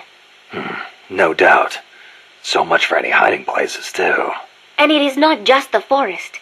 Without the proper precautions, the mine's wastewater could pollute the groundwater. And to top it all off, they are developing nuclear weapons there too. How can people care so little about their own country? I'm not the one to ask about that. Well, you may have abandoned your country, but you still treasure where you came from. You think so? Sure. I know you do. Paz, whatever you do, never stop loving your country.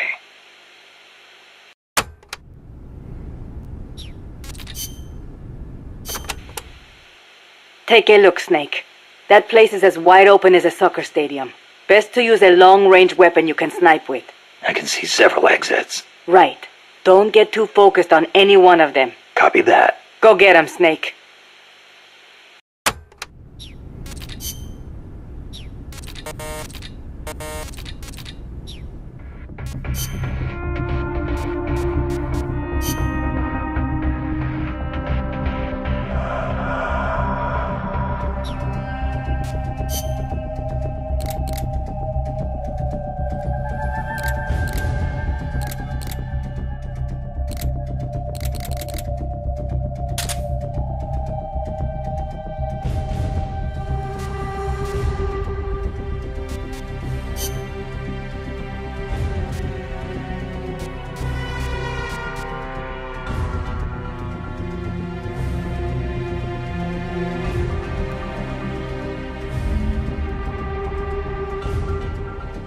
Survival.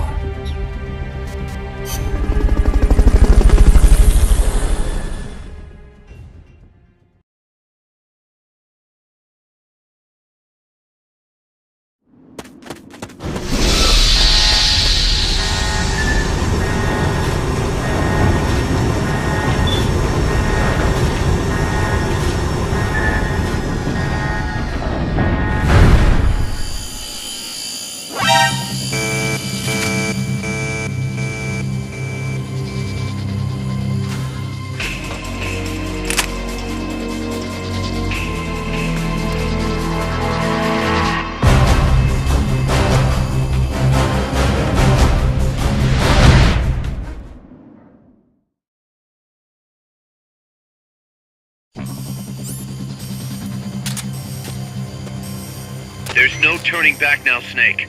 Wipe out the enemy. Move on.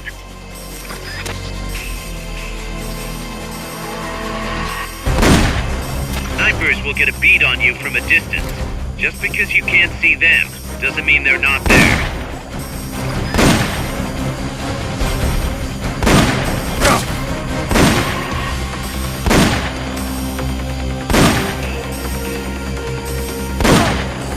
Commencing attack.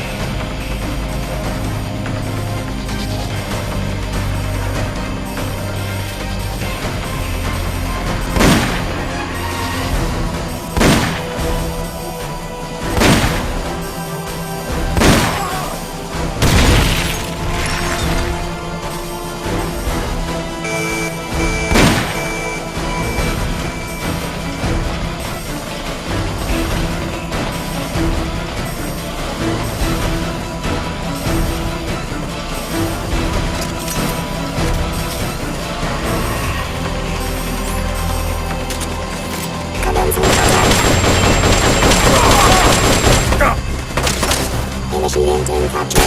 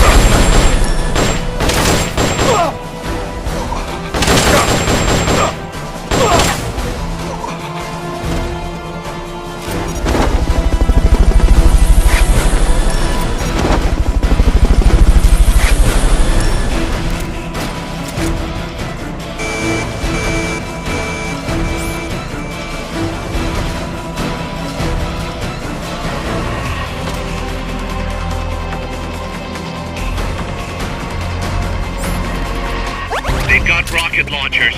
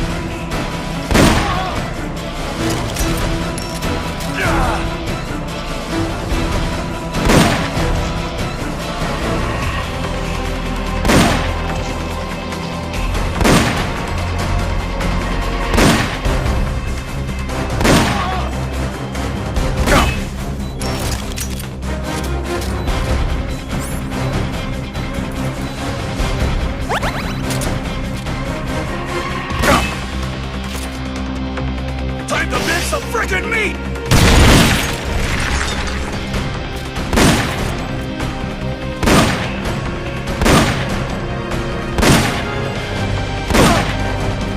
Eat this!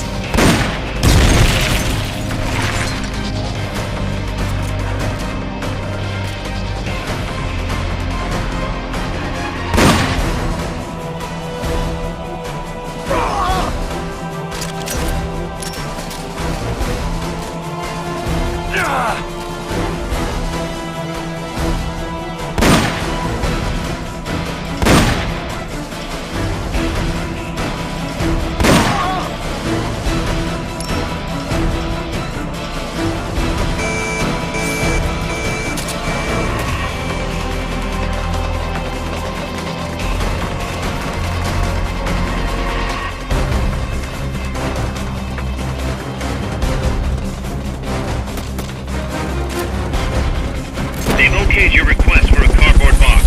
It'll be sent out shortly.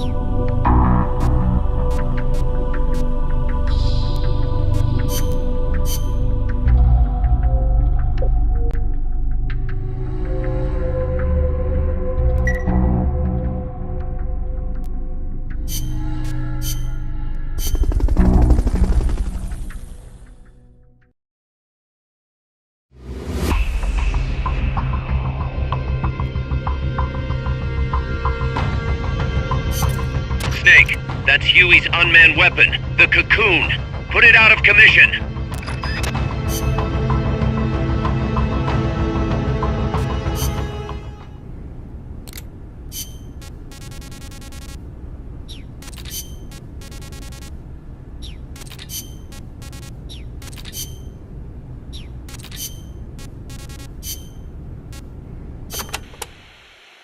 During development, I had trouble figuring out how to handle the Cocoon's excess heat. I'm embarrassed to admit it, but the radiators are most likely its weakest points. They're not heavily armored, as heat wasn't dissipating properly. Where are they? There are multiple radiators on the upper and lower sections. Just look for the exhaust fumes. The only thing is, the upper radiators typically aren't exposed. You should probably shoot for the lower ones first. You could move under its body to access the lower ones, but the Cocoon is capable of vertical movement, so be careful not to get crushed. Watch out for missiles and hedgehogs, too. Hedgehogs? Anti-submarine multiple spigot mortars? I adapted the technology for use as a surface weapon. Both the missiles and hedgehogs take time to load, though. It can't fire a hedgehog until the lamp comes on. As for the missiles, watch for the way the hatches move. That'll be my chance to get close. When the hatches open, out come the missiles.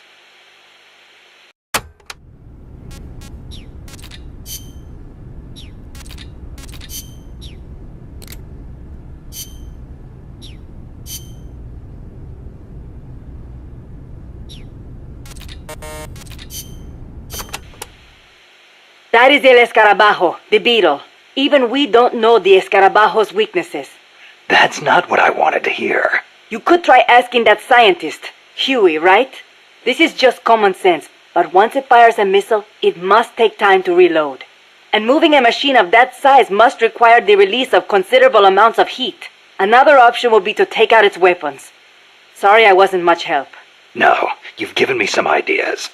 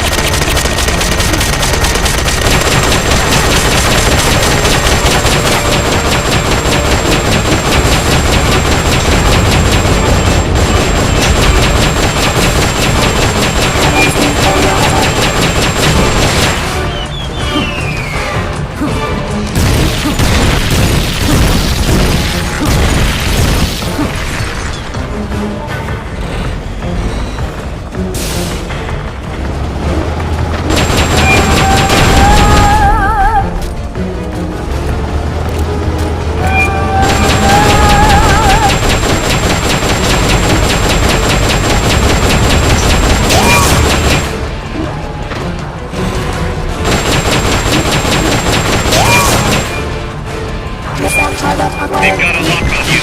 Move it!